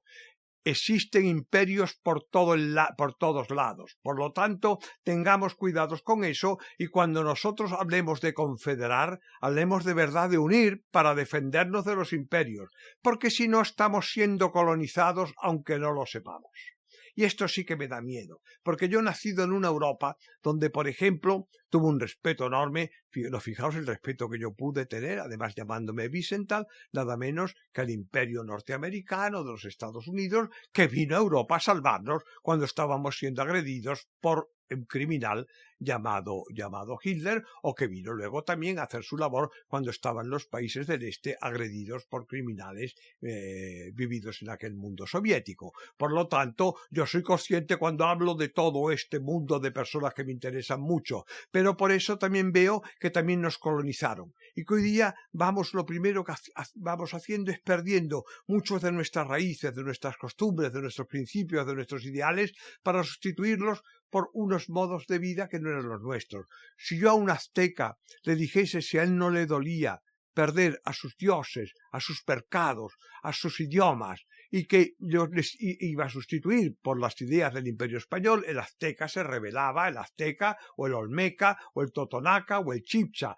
o el guaraní, si estábamos en Paraguay. O sea, por lo tanto, la gente tenía una conciencia de lo que eran sus orígenes y lo que eran sus libertades y su cultura. No sus especialidades folclóricas, todas las hemos tenido, pero si no pasa nada, si uno pierde determinada cosa menor, pierde, no hace falta perderla, pero la hace más secundaria. Pero cuidado, no las cosas fundamentales, por ejemplo, que eran la herencia de cómo los padres educaban a los hijos, la posición en la que teníamos a nuestros mayores, el respeto que sentíamos por la gente.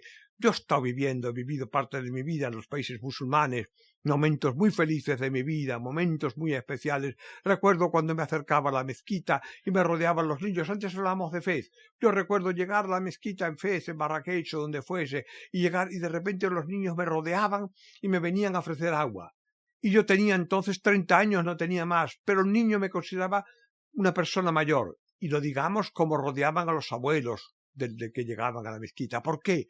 Porque el mundo musulmán, que ahora nada más que podamos a veces comentando los errores que pueda haber cuando la religión se ha fundido con política y todo eso, de acuerdo, pero no olvidemos también las tremendas luces de civilización que el mundo musulmán y coránico aportó a los países árabes y musulmanes, y entre ellos había ese respeto a los mayores que a mí me gustaría ver en este mundo occidental que hemos perdido.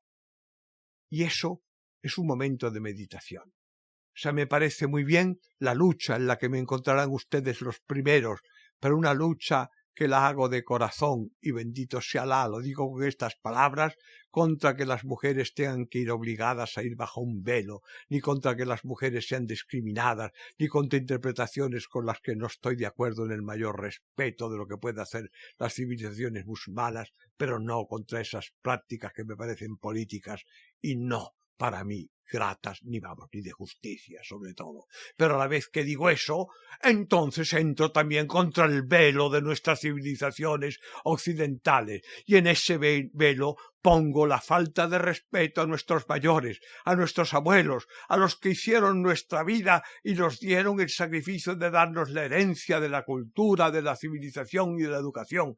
Y ahora se me ocurre al decir estas palabras, y el velo del respeto a nuestros maestros.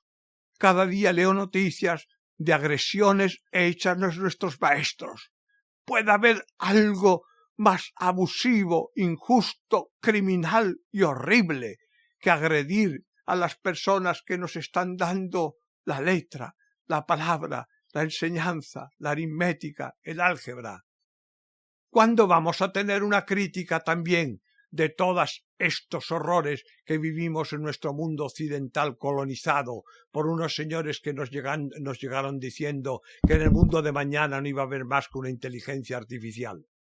Espero que en el mundo de mañana haya una inteligencia humana, haya unos abuelos, hay unos maestros, hay unas escuelas como aquellas escuelas coránicas que yo conocía de pequeño cuando iba por Marruecos o cuando iba por Siria, por Egipto, pero recuerdo perfectamente, ahora estoy recordando, las mías de Marrakech, de la infancia, donde los niños, todos ellos con sus tablillas, recitando las suras del Corán y cantando, porque la memoria es importante, y el mundo musulmán había descubierto que cantando, repitiendo, se aumenta la memoria, porque la memoria es sensualidad. Entonces se aprendía con el canto la palabra. Ahora, cuando doy una charla en una universidad y le digo a los jóvenes si ellos leen en voz alta algunas veces, me miran como diciendo, qué tío tan raro que viene diciendo que lee en voz alta, como si yo fuese tonto o analfabeto. Lean ustedes en voz alta. No hay compañía más bella que la de la palabra, pero la palabra es sonido. Y si es sonido, hay que decirla. Hay que pronunciarla. No comprenderán ustedes a ningún escritor si ustedes se dedican a leer en voz baja. Léanlo cuando encuentren una frase feliz del escritor en voz alta para ver su ritmo, el sabor que dejan ustedes las palabras. Sí, eso es la lectura. Pero todo eso lo hemos perdido. Ha habido una civilización que nos está educando en una especie de olvido de nuestros ritos iniciáticos antiguos. Pasar por una escuela en mi infancia era encontrar a los niños cantando, recitando las canciones, las palabras de nuestra cultura. No lo perdamos. Me emociona escucharle, Mauricio. Antes hablaba de la gente esa que calcula demasiado, de esa gente que cuando te hace un favor, luego, al cabo de 6 meses, te lo recuerda. Y pienso que es lo peor, es las cosas que esa gente que calcula, esa gente que piensa que no ofrece sin esperar nada a cambio. Se puede esperar lo peor, como dices, Sí, claro, ¿eh? pero ¿por qué calcula la gente? Es decir, si se ofrece, se ofrece, y si no se ofrece, no lo haga, si no es de corazón. Pero hay gente que siempre calcula, que siempre hace ese favor esperando luego algo a cambio. No me gusta nada esa gente. Porque, ¿sabes? Se han acostumbrado a despreciar el corazón, es decir, a pensar que toda la verdad, eso suelen ser los mismos que van con la palabra verdad en la boca siempre. La palabra verdad o la palabra bueno, todo eso tiene la idea de que todo se calcula como si fuese una geometría y todo, por lo tanto, lo hacen cerebralmente. O sea, en la vida existe algo más que el cerebro, que es muy importante, porque es importante el raciocinio, es importante la razón, no estamos hablando de lo contrario, pero sí es importante seguir también esos impulsos del corazón. Y me hace mucha gracia porque se ha llegado a pensar que el corazón te extravía siempre. Una persona que, como tú dices, que calcula, porque tiene miedo de que el corazón le extravíe, es muy peligroso.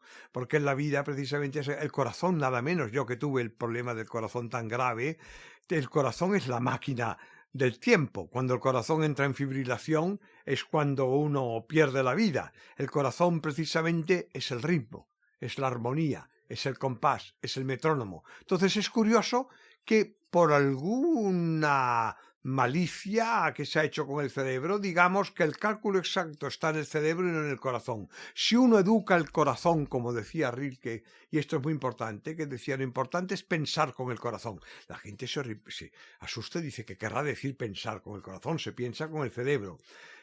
Y si el cerebro va educando al corazón también para darle medida, para que no se salga de su ritmo, para que no se salga de su equilibrio, y hace que el día el corazón piense, es decir, que el corazón nos ayude a vivir y a tomar determinaciones, pues eso es importante. La vida no consiste en decir, mira, todo lo que es arbitrario va para el corazón, todo lo que es justo es la razón, es una mentira, porque con la razón se han hecho los peores crímenes de la humanidad.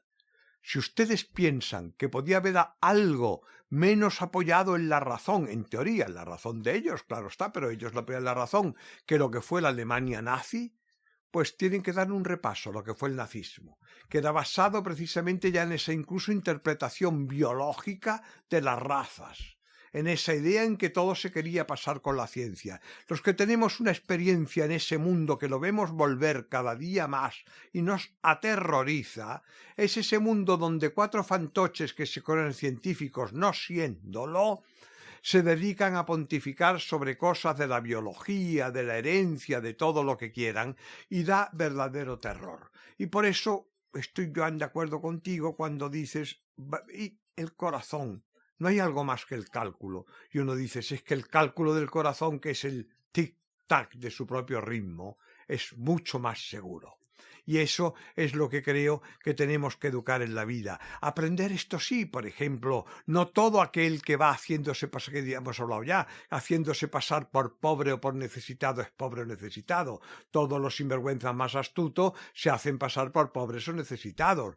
Todos los que van haciéndose pasar por simpáticos no son los más simpáticos. O sea, pero para eso existen las cautelas del corazón. Y por eso un viejo maestro al que me he referido algunas veces, y ahora me voy a referir de él sin dar su nombre, para que ustedes lo interroguen y lo adivinen, un viejo maestro decía, ser inocentes como la paloma, con quien podéis ser sin duda inocentes como la paloma, pero astutos como la serpiente, con quien debéis ser astutos como la serpiente. No hagáis el buenista con todos buenos, porque vais a acabar ayudando al más sinvergüenza y al más malo, y vais a acabar siendo estafados por todos los estafadores. Sed astutos con ellos. Tened cuidado porque hay trileros, claro que hay trileros, y con el trilero hay que saber las trampas que hace. Pero sed con las personas que os abren el corazón de verdad, poned entonces lo mejor que hay en vuestro corazón, sed generosos y aquello que decíamos, que no nos importe dar de más. Hablábamos de la importancia de encontrar nuestra voz, nuestra propia voz, en un mundo en el que las influencias nos empujan a ser siempre como los demás. Y esa importancia de la voz, hay una parte que a mí me interesa, que es que no estamos solos, que a veces tenemos una compañía, a veces tenemos una pareja, a veces tenemos los amigos. Y mencionaba usted ese caso, ese ejemplo en París, donde en ese momento tener a alguien al lado nos hace mucho mejores, ¿no? Y lo he vivido yo en pareja. Veo que el hecho de estar con alguien hace que muchas de estas apuestas sean ya menos arduas, sean mucho más fáciles. Eso es de las cosas más bonitas, aquellos momentos que yo decía luminosos de la vida, es cuando uno nota la presencia de otro sin encontrar la apretura. Y me quiero explicar. O sea, yo voy repitiendo la metáfora de la montaña porque he sido aficionado a la montaña. Sigo siéndola, no se pierde nunca las aficiones, solamente que me faltan las condiciones para hacer muchas de las excursiones que pude hacer en momentos más fuertes de mi vida. Pero entre montañeros, cuando los montañeros hacen la cordada para atravesar un glaciar, uno siente la presencia, o también cuando se está escalando, pero vamos a un glaciar, que es más sencillo la imagen, porque en el glaciar puede haber grietas, en el glaciar puede haber pasos difíciles, en que hace falta que los compañeros, es curioso que el más seguro va detrás asegurando a todos. Todo esto son cosas curiosas de iniciación, ¿ven? O sea, hay uno que es el que es ágil, que va buscando las primeras posiciones, pero hay uno que es el seguro, que es el que va en la última. Y fijaos cómo en este caso vamos unidos en la misma cordada. Y lo que me interesaba es que la cordada, que nos lleva unos unidos a otros, no va tensa, porque si yo la llevo tensa y con mucha apretura, voy quitándole movimientos al que va abriendo camino. La cuerda debe tener una comba ligera, justo, que me permita sentir la vida y el paso del que va aquel al que yo voy asegurando, de forma que cuando le noto vacilar yo puedo entonces tensar la cuerda. Eso es la compañía de dos seres que se aman. No se agobian, no se pasan el día entero quitándose la libertad. La libertad es sagrada. Aquel que le quita la libertad a otro no lo ama. Aquel que pierde su libertad amando a otro no está siendo amado, porque está metido en una jaula. O sea, el amor, lo que tiene de mágico, de misterioso, y cuando ustedes están enamorados lo habrán notado, es que da esa sensación de ser tremendamente libres. En el momento en que falla eso, está uno viviendo una falsificación del amor. Y entonces, en esa libertad, sin embargo, hay la proximidad continua del otro. Por eso tiene claro, el amor primero es el de la madre. Y el amor de la madre es la que ha tenido al hijo en ella misma. Y hay esa presencia, pero el hijo está protegido por el agua. El hijo está protegido por la propia disciplina de la madre y el sacrificio de la madre de tenerlo, de llevarlo con ella. Entonces, nacemos ya con esa idea de que el amor es consuelo, de que el amor es protección, de que el amor es alimento. Entonces, siempre que interpretamos el amor así, es un amor positivo. Pero ese amor tiene que tener esa posibilidad siempre de que la cuerda tiene un margen de movimiento que no te agobia, pero que en el momento, que es lo que estábamos ahora, Joan, hablando, en el momento en que te llega la dificultad, notas que se ha tensado la cuerda y que ya dos son uno. Eso es el amor. Es ese momento en que notas encima, además, una mano tan fuerte como no comprendes cuando veías al otro, que el otro que te parecía a lo mejor una compañera más débil, o imaginativa, o fantasiosa, o alegre, o divertida, o bailarina, lo que ustedes quieran para su compañera o su compañero, de repente en ese momento tiene unas fuerzas que uno no sabe de dónde las ha sacado, porque uno no las tiene, porque uno flaquea, porque uno ha caído en una grieta, porque uno no puede, porque uno no ha visto, porque uno descubre todas las carencias que tiene en la vida. Y en ese momento el otro se multiplica. Y eso funciona de un lado a otro continuamente, porque los dos se van transmitiendo por esa cuerda pequeña en comba montones de cada uno de sus virtudes. Por eso es tan bello que se unan dos seres diferentes. Yo diría, cuanto más diferentes mejor. Mi compañera de vida fue una mujer completamente diferente a mí. Si lo hubieseis conocido, yo soy fantasioso, hablo de las luces del camino, veo visiones, veo a los ángeles, escucho músicas, y ella necesitaba mi presencia para que yo le dijese en un momento determinado que había visto a ese pájaro que volaba. Por el contrario, en el momento en que a mí se me caía la vista y no tenía vista para ese pájaro que volaba, no tenía fuerzas, me faltaba l'esma en catalán, me faltaba el aliento. En ese momento que me faltaba el anhelo, y parecía mentira, porque me veis que soy entusiasta, que soy enseguida, sí, me alboroto enseguida, tenía a ella que tenía mayor fuerza que yo, pero en resistencia, en capacidad de aguante, en seguridad, en firmeza, en capacidad de convicción para decirte sigue, sigue, sigue. Eso es un tesoro. Siempre que encuentren ustedes esa complicidad, es verdad que por eso es tan bello entre los seres humanos eso que estábamos diciendo, que es nuestra complicidad, nuestra compañía. Y eso se lo deseo a todo el mundo que lo encuentren. Creo que lo encontramos. Hay una cosa que me gustaría decir, sobre todo para jóvenes, porque los mayores han hecho experiencias sin duda ya más que yo. Pero para si algún joven le puede decir algo que yo saco con toda honestidad y sinceridad y sencillez, mi experiencia, que el amor va además muchas veces a la contra. Y esto ha venido, tú Joan me acabas de dar una frase donde has estado bordeando ese día del amor cuando has dicho no comprendo a la gente que actúa por cálculo. Es que el cálculo es lo contrario del amor. El amor es un contracálculo. El amor lo descubrimos, yo por lo menos, en la vida tantas veces, en la persona que yo hubiese dicho que en cálculo no hubiese encontrado nunca. Porque no hubiese sido nunca mi pareja si la hubiese calculado. Porque hubiese calculado equivocadamente lo que a mí me interesaba para mi carácter, es decir, que potenciase mi capacidad de fantasía, pero que la potenciase siendo más fantástico todavía, con lo cual esto hubiese sido un delirio. O que, sin embargo, era la contraria de lo que yo era. Porque eso es tan bello, porque en todos existe una realidad que es la que nos enriquece.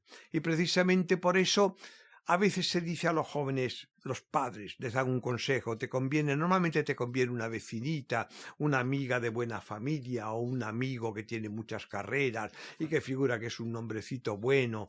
No hablo del contrario, que figure que es el más malo del grupo, no tiene que ser más malo, tiene que ser sencillamente una persona que no forzosamente es el que uno haría más cercano. Yo me casé, ya, voy a echar cartas fuera porque si no parece que hablo enigmáticamente, no me gusta hacer eso. Yo encontré a mi mujer, a la pareja que fue de mi vida, con una diferencia de edad de 13 años, pero suele darse la diferencia de edad normalmente. El hombre es mayor que la mujer. Yo encontré la contraria. A mí me vino a buscar mi amor en una mujer que tenía 13 años más que yo. Y hemos vivido hasta el final de su vida. La he perdido, pero he tenido hasta el último minuto, porque la vida, Dios, la realidad, no le quitó la razón, no le quitó el sentimiento, no le quitó el corazón, hasta el último segundo, y hasta su última mirada, y hasta su último apretón de manos, perdió la fe, perdió la ilusión que le llevaba en la vida, perdió la seguridad de la cuerda que a mí me aseguraba. Es ahora, cuando ando sin cuerda, más que con la memoria de la cuerda. Pero eso le digo porque cuando ustedes les den consejos de a quién les conviene, de a quién es el que todos consideran el ídolo, la estrellita del grupo, el fuerte, el bonito, el guapo, tengan ustedes su guapo, su estrellita, su corazón, en hombre, en mujer, en lo que ustedes desean, cada uno en su sentimiento, en su camino, en su lucha, cada uno. No tengo ninguna preferencia ni de género ni de nada en la vida, más que en la realidad, en que ustedes hagan ese camino, pero propio, que no les falle el instinto. Son ustedes pájaros de un nido y nacieron con un canto. No olviden su canto, pero aquel que encuentren, con el que ustedes puedan cantar, con aquel con el que ustedes puedan bailar, esa es su pareja.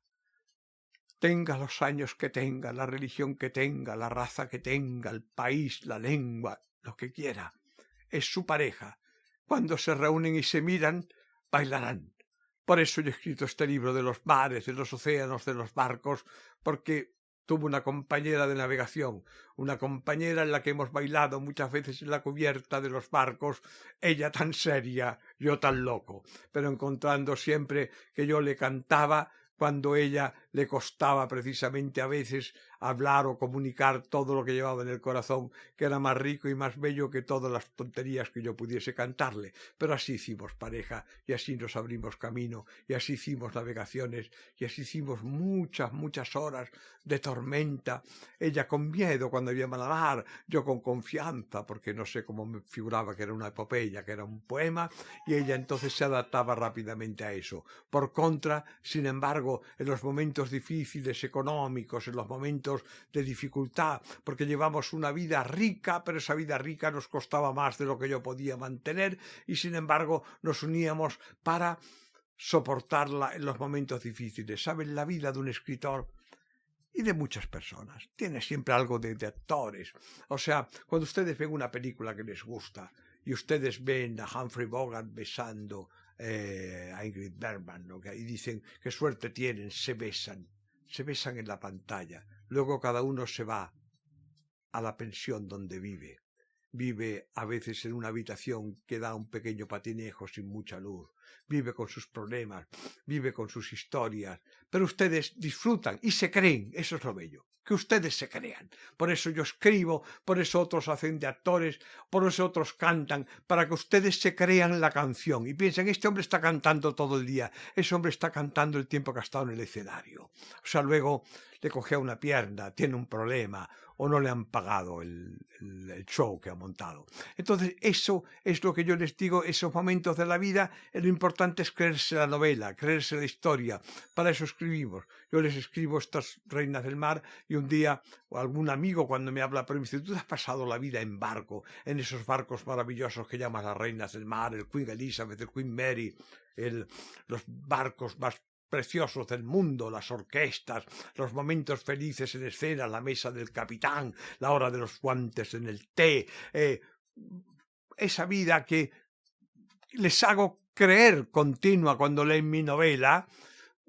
Afortunadamente les consigo que crean mi novela, pero después de eso he tenido como todos también mis noches en esas pensiones, en esos lugares que al acabar el teatro, que estaba en el lugar más bello de Nueva York, luego me iba a vivir a un barrio que era más triste o más pobretón y me tocaba subir las escaleras de una casa que era una casa más triste, más fría o más oscura, o donde me tenía que calentar un bocadillo bastante pobretón, pero que no me quitó nunca el optimismo. Todavía sigo haciéndolo y sigo viviendo en la propia novela que creo para los demás. Por eso es importante. No hagamos el cálculo en el amor, porque el amor se pierde cuando no se convierte en generosidad. Dicho en otras palabras, y ahora cito a San Pablo, otro de mis maestros, enorme navegante, nadie vivió más tormentas en el Mediterráneo que vivió San Pablo cuando se movía de una isla a la otra visitando a los lugares donde tenía sus discípulos. O sea, por lo tanto, unas tormentas terroríficas en aquellas naves en las que navegaban en su tiempo. Él además hizo su taller era de remendador de velas. Él se dedicaba a componer velas en los puertos porque presumió, esto es importante, presumió de no vivir nunca del cuento, practicaba la caridad con sus discípulos, les daba su palabra, les daba su experiencia, les daba sus visiones, que no eran pocas y tremendas, pero presumió de que se ganó siempre la vida trabajando entre ellos. Y dijo, además, y está claramente dicho en sus palabras y en sus cartas, está claramente dicho, pese a que tendría derecho de ser mantenido por mis discípulos, puesto que ejerzo con ellos de maestro, yo presumo de ganarme la vida. Esto es muy bello, porque siempre que ustedes ganen la vida, su palabra tendrá una pureza y una autenticidad que no la tiene el que se debe a un compromiso político o religioso o a una sopa boba cualquiera de la que esté cobrando antes de dar el discurso. Si la sopa boba se la paga él solo, por lo menos tiene esa cosa simpática que dicen, vaya loco que se paga la sopa boba. Pues esto es un poco lo que yo les llamo, y por eso San Pablo pudo decir, es más bello amar que ser amado. Sus palabras, es más bello dar que recibir. Creo que si ustedes hacen un día la prueba, no se quejarán como estos egoístas, estos que hablan todo el día, estoy solo, me encuentro solo. Y uno dice, ¿pero qué haces tú por encontrar? Yo salgo a la calle, voy a un bar que hay cerca de casa, aquí hay una cafetería, donde encuentro unas amigas que me quieren como amigas del alma. Y me despierto cada día saludándolas y me despiertan con su alegría. Se levantan a las 4 de la mañana. Y cuando yo llego tienen una sonrisa enorme. Cuando yo llego a las 9, pese a que soy tempranero, pero soy un privilegiado llegando a las 9. Ellas están desde las 4 en marcha. Vienen cada una en su moto, como vengan a su trabajo. Y vienen limpias, guapas y que da gusto verlas y dispuestas a atender a los demás. Y puede haber un tío egoístón que diga que está solo, si ya con que llegue y diga buenos días para recibir la sonrisa de ellas que vale por lo que no vale todo el día de un egoísta. Entonces, ¿dónde estamos viviendo? ¿Con qué tipo de gentes nos estamos viendo las caras? Es más bello que dar que recibir, y tanto que es más bello dar que recibir. ¿Saben ustedes lo que es la cara con que de un niño recibe un regalo cuando es pequeño? ¿Saben ustedes el disfrute de unos padres o unos abuelos cuando llevan a los niños los regalos de reyes? ¿Saben ustedes lo que significa vestirse de reyes o que te crean que eres un rey? Es que ya comienza la película en esto. Ya te crees que es un rey, ya te crees que es una cigüeña que te ha traído al mundo, ya te crees un montón de historias maravillosas que en este cuento, ¿por qué no siguen ustedes haciendo de Reyes Magos o de Papá Noel el resto de su vida? Si no hay nada más bonito que eso. Y cuando aparezca cualquiera en su vida, tengan ustedes el rapto ese de vivir una noche de Navidad. La noche de Navidad la tendrán cada día que a ustedes se les ocurre dar una mano al que no necesita y ayudar a una señora que va en una silla de ruedas o encontrar ayuda para alguien. Esto es lo que no olvidaré nunca. Tuve la suerte de cuando iba a África haber vivido en la Côte d'Ivoire, en Costa de Marfil. Mire, ya les cuento la anécdota completa.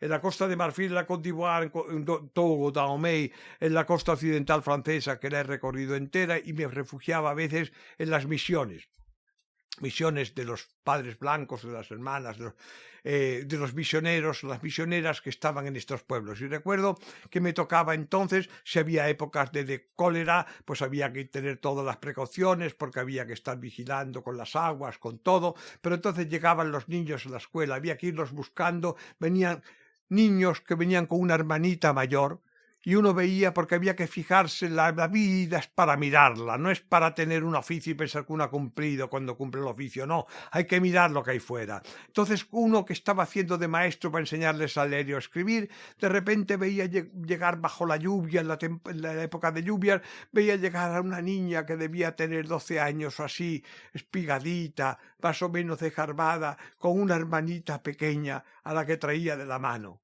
Y uno se daba cuenta que dejaba a la hermanita cerca de la misión y la hermanita llegaba corriendo con sus amigas, enseguida se reunían, jugaban y la mayor se iba. Hasta que un día la busqué y le pregunté por qué tú no te quedas. Y dijo, es que yo soy la mayor y no puedo quedarme porque mis padres me necesitan.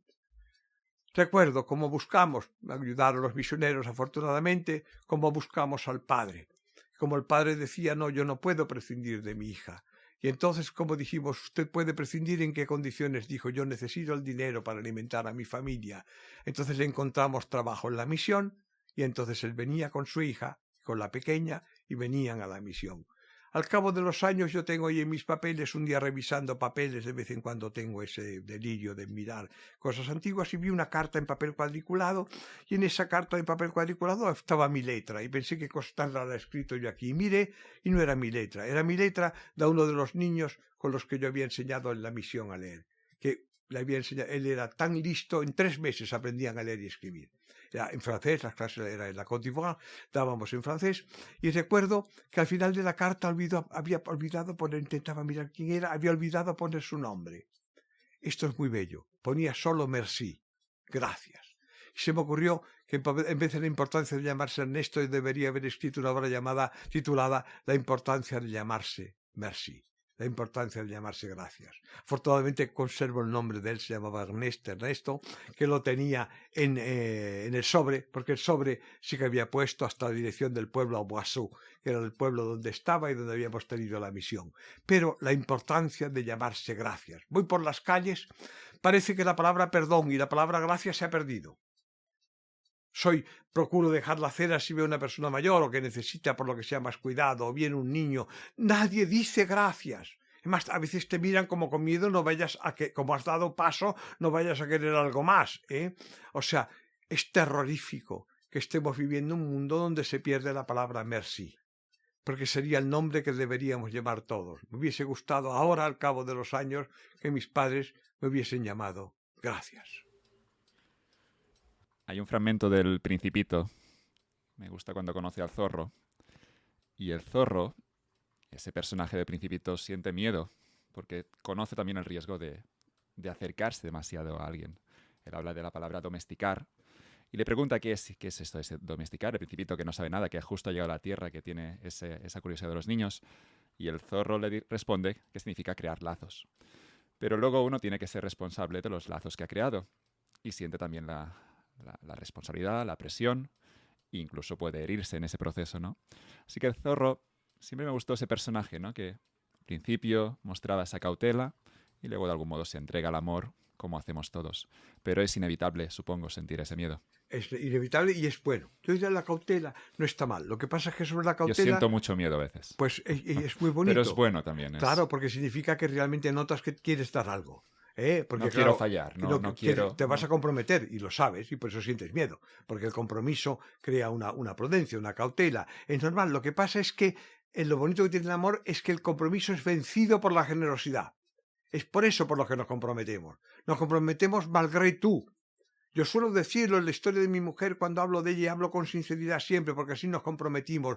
Decíamos a ver si nos sale y cada día nos mirábamos con ingenuidad de niños pensando que existía algo más fuerte de lo que nosotros que nos podía separar.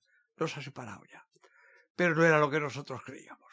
Éramos jóvenes y no pensábamos en lo único que podía separarnos. Pero pensábamos que había muchas cosas. Podía separarnos una aventura de cada uno, podía separarnos una crisis, podía separarnos la vida inestable que vivíamos, las dificultades, todo eso podía separarnos. Y eso eran las cautelas del zorro. Pero podía más el deseo de pensar, merece la pena arriesgarlo todo. Y ahora quien os habla lo perdió y mereció la pena. Es tremendo, pero mereció la pena.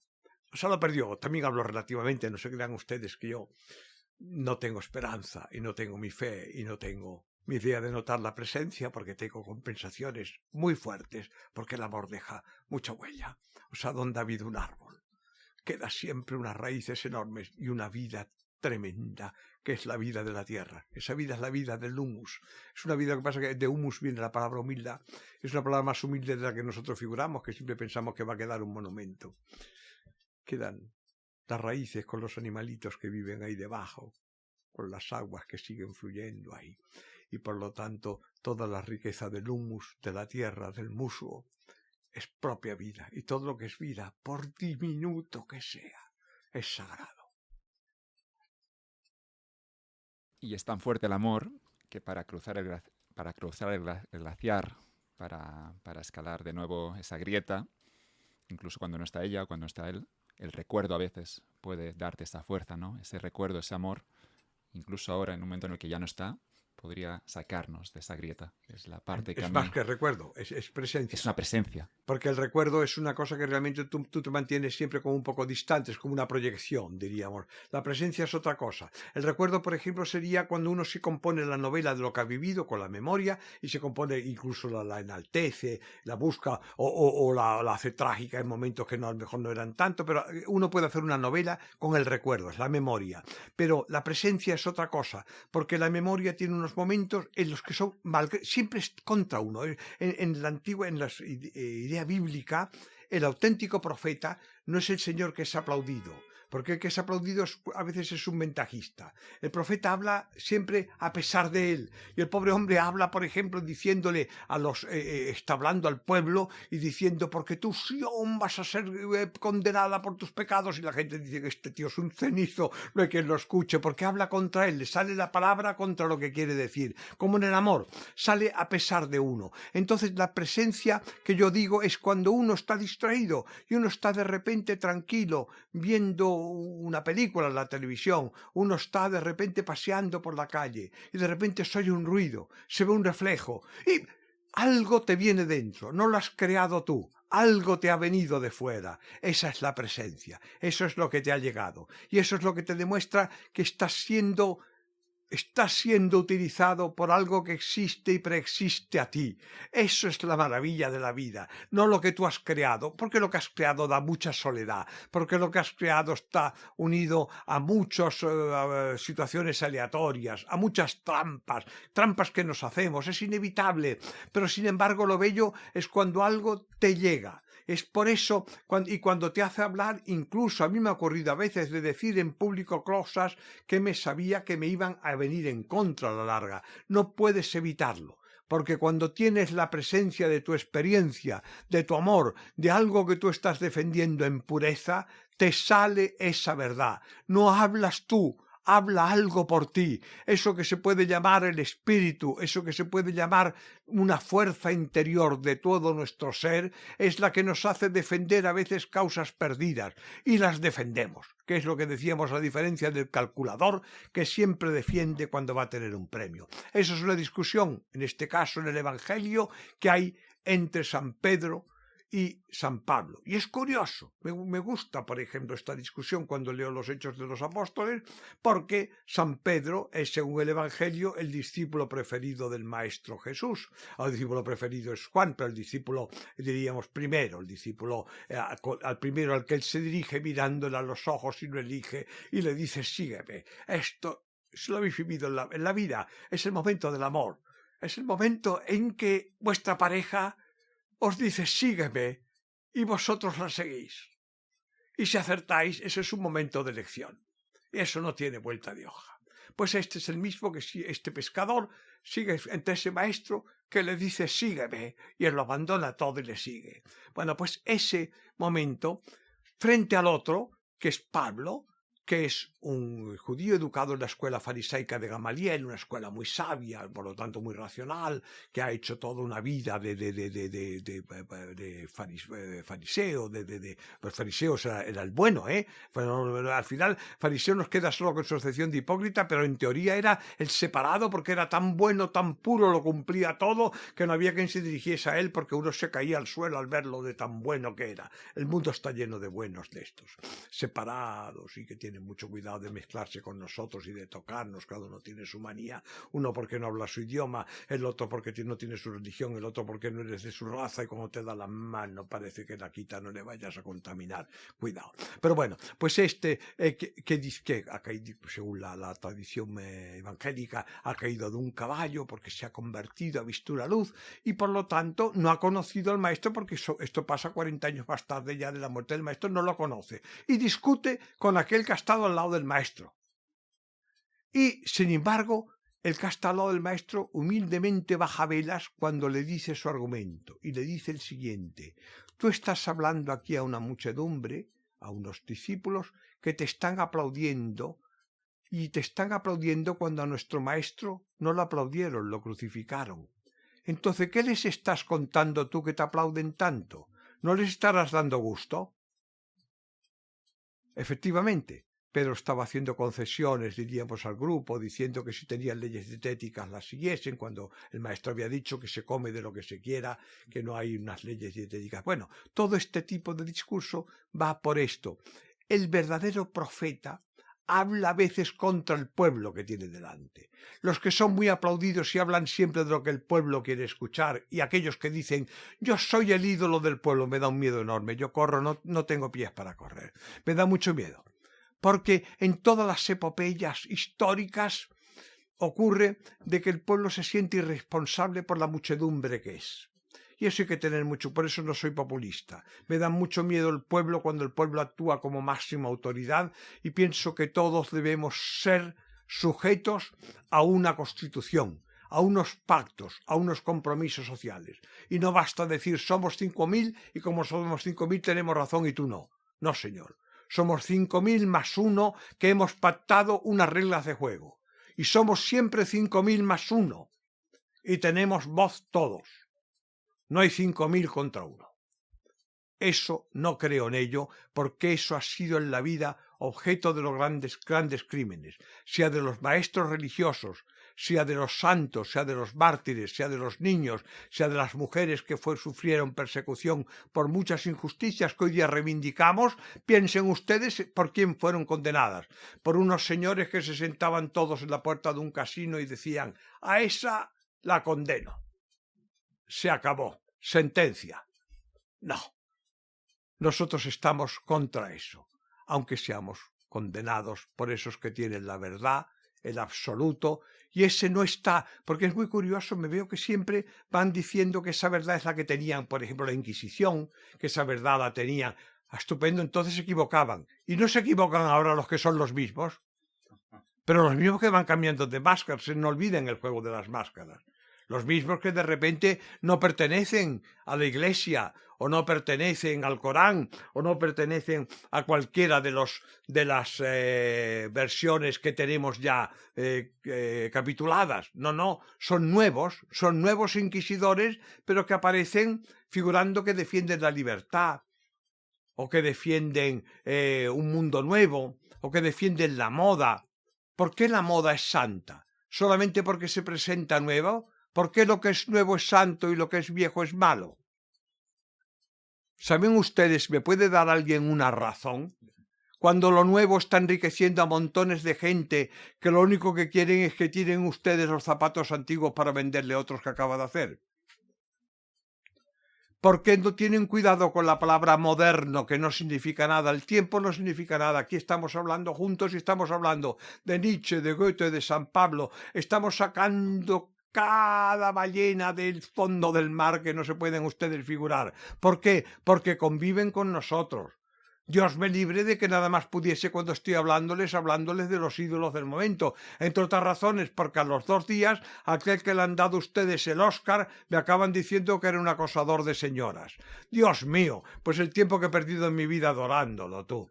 ¿No podía haber cogido unos cimientos más seguros? No juzguen ustedes por nuevo o viejo, no juzguen ustedes por blanco o negro o amarillo, juzguen ustedes por los que les parece que les llega a algo que les alimenta el espíritu, que les consuela y que les da energías para vivir. Sigan ustedes la vida, que la vida es el único camino que les va a conducir al misterio y al secreto de por qué estamos haciendo este camino.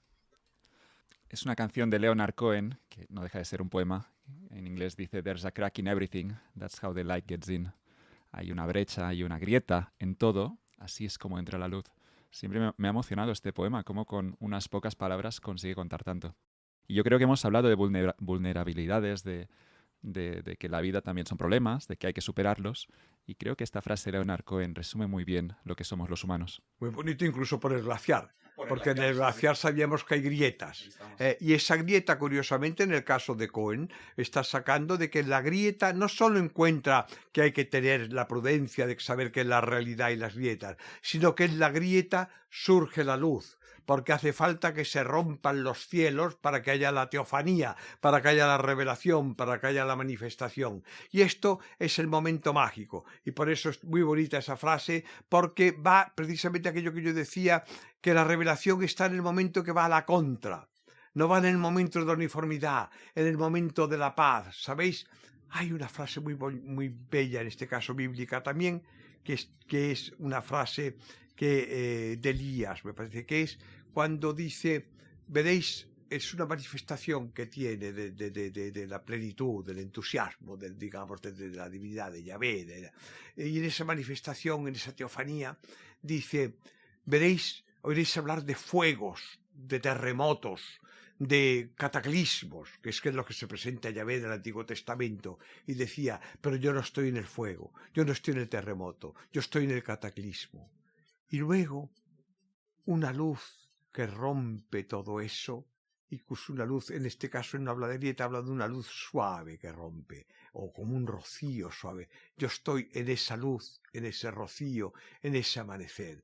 O sea, vayamos a través de esos cataclismos, de ese glaciar difícil, vayamos a través de esas granizadas, de esas nevadas, para encontrar ese momento que es lo que os decía, aquel momento mágico de rocío, de paz, de suavidad. Y ahí hay lo que hemos llamado varias veces en nuestra conversación una presencia del amor. creo que es lo que realmente buscamos. Y creo que con Joan compartimos precisamente, hay muchas maneras de compartir cosas. Y todas son muy bellas, o sea, y por eso, como ya ven que yo soy un desiluso de la verdad, que creo más en la realidad, que creo más en el sentimiento, en la plenitud, pues con Joan creo que compartimos desde el primer momento que nos hemos conocido. Para mí lo que compartimos es esa búsqueda de esa plenitud suave, armoniosa, de síntesis, de paz, de convivencia, de pacto, que nos hace sentir eso que llamábamos el amor. Otros lo convierten en un hogar y lo mueblan y todo, y tienen hijos, y benditos sean. Yo no tuve hijos con mi mujer, pero como me decía mi padre, que en esto fue para mí un maestro sabio, me decía: hijo mío, la vida te dará muchos hijos. Los hijos no son de la sangre solo.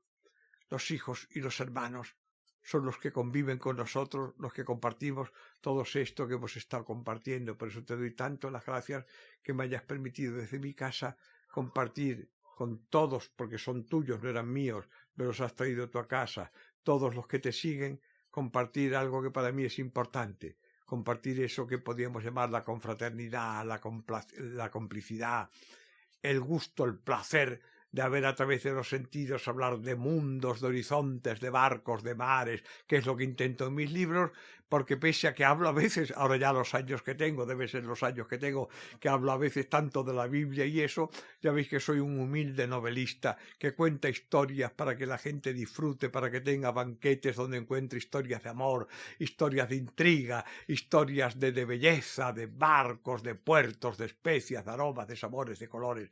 Eso es lo que soy. No crean que soy un profeta, porque sería terrible. Pido perdón. He sentido la complicidad y ha contado muchas cosas sobre su vida, sus sentimientos. Mauricio, aprovecho para contar un sentimiento que estoy sintiendo ahora, que es el de amor hacia una persona con la que quiero comprometerme. Ella todavía no lo sabe, se lo diré dentro de poco. Cuando salga este podcast ya lo sabrá, así que no hay ese riesgo. Pero quería pedirle un consejo para el matrimonio. ¿Qué es lo que me aconsejaría? Me da miedo, a la vez siento una ilusión enorme, grandiosa, y quería saber cuáles son sus palabras acerca del matrimonio. Yo tengo una idea. Primero te agradezco que me hagas padrino de este anuncio que le vas a hacer aquí a tu pareja, que para mí es tan bonito, convertirme de repente en padrino de una alegría. Pero que diga que sí. Eso ya es cosa de ella, pero siempre lo será cada día. Ahora me has preguntado el secreto. El secreto es un sí cada minuto. Ese sí es la libertad, eso no se puede cambiar. Pasa que ese secreto, ya ves, yo llego a creer incluso en que hay algo sacramental. Curiosamente, nunca nada de esto yo creía cuando era joven. O sea, si a mí me dicen que el matrimonio, y me casé por la iglesia, porque mi mujer me lo pidió, y por respeto a ella, a su familia, a mis padres también, que les hacía ilusión, pues yo hice todo eso, pero lo hice, por decirlo así, dentro de un agnosticismo muy considerable. Esto sí, con un respeto enorme. Jamás no soy, ya me ven, porque la manera que hablo, no soy del escándalo. O sea, lo hice con mucho respeto. Recuerdo el nombre del sacerdote, era mayor. Me casé en el Montseny, aquí en la montaña cerca de Barcelona, en una capilla que está dedicada a San Bernat, patrono de los montañeros. Fijaos toda la cantidad de casualidades. Ahora mismo hablo y resulta que os he hablado de montañas y estaba el santo San Bernardo, que es el mismo de los perritos de San Bernardo. Hay perros allí, creo, hay esos perritos ahí. Estos son los perros de San Bernardo. Pues allí nos casamos con mi mujer y en medio de al lado de aquellos San Bernardo, que estaban por alrededor, estaba la imagen de San Bernardo con sus cuerdas, unos esquíes que habían dado alguna de estas organizaciones de alpinistas de Cataluña, les había puesto los esquíes allí. Y recuerdo entonces el nombre del sacerdote, lo digo así, se llamaba, era ya mayor, quizás alguien lo conoció, en el Montseny. Era el párroco de allí del Montseny, se llamaba Bonrepos, Mosén Bonrepos.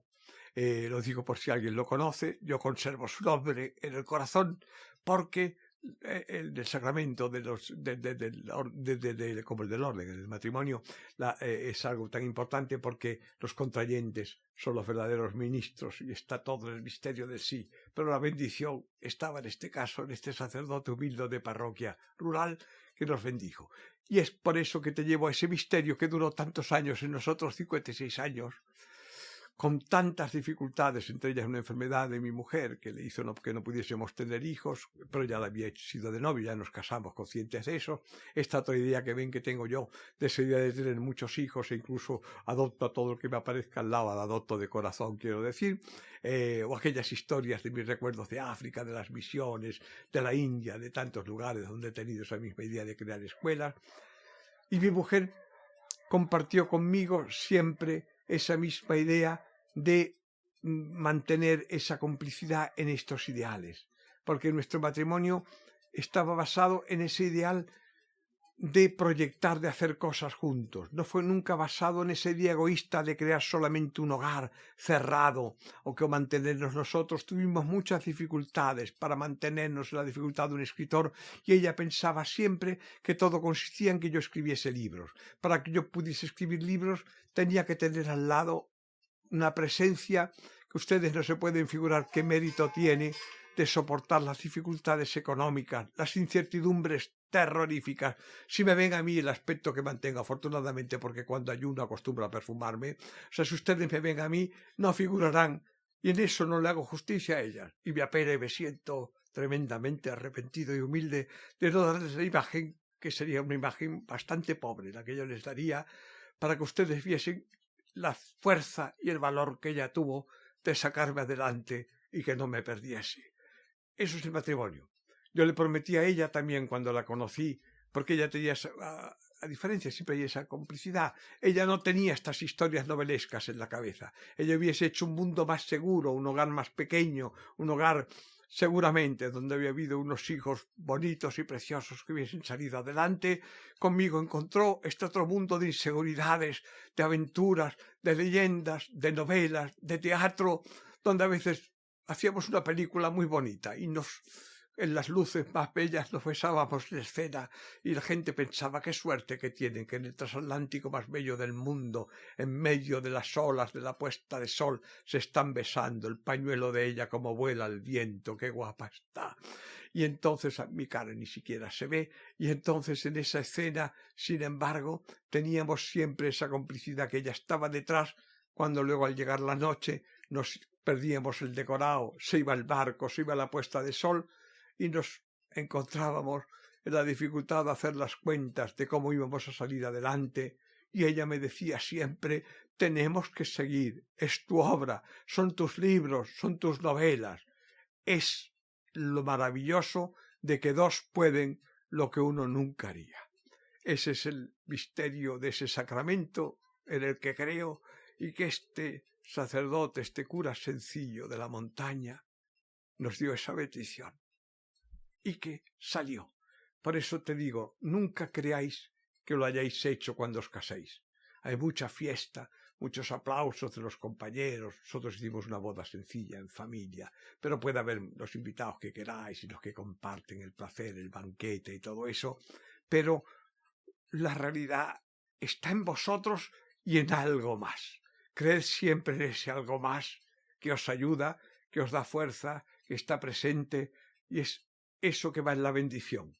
Esa es la bendición que no es de cada día. Cada día es ese sí, cada día es ese acuerdo, cada día es esa crisis, cada día es esa separación, cada día es ese momento de dificultad en la que uno no se comprende por qué, porque no estaba hecho el día del matrimonio.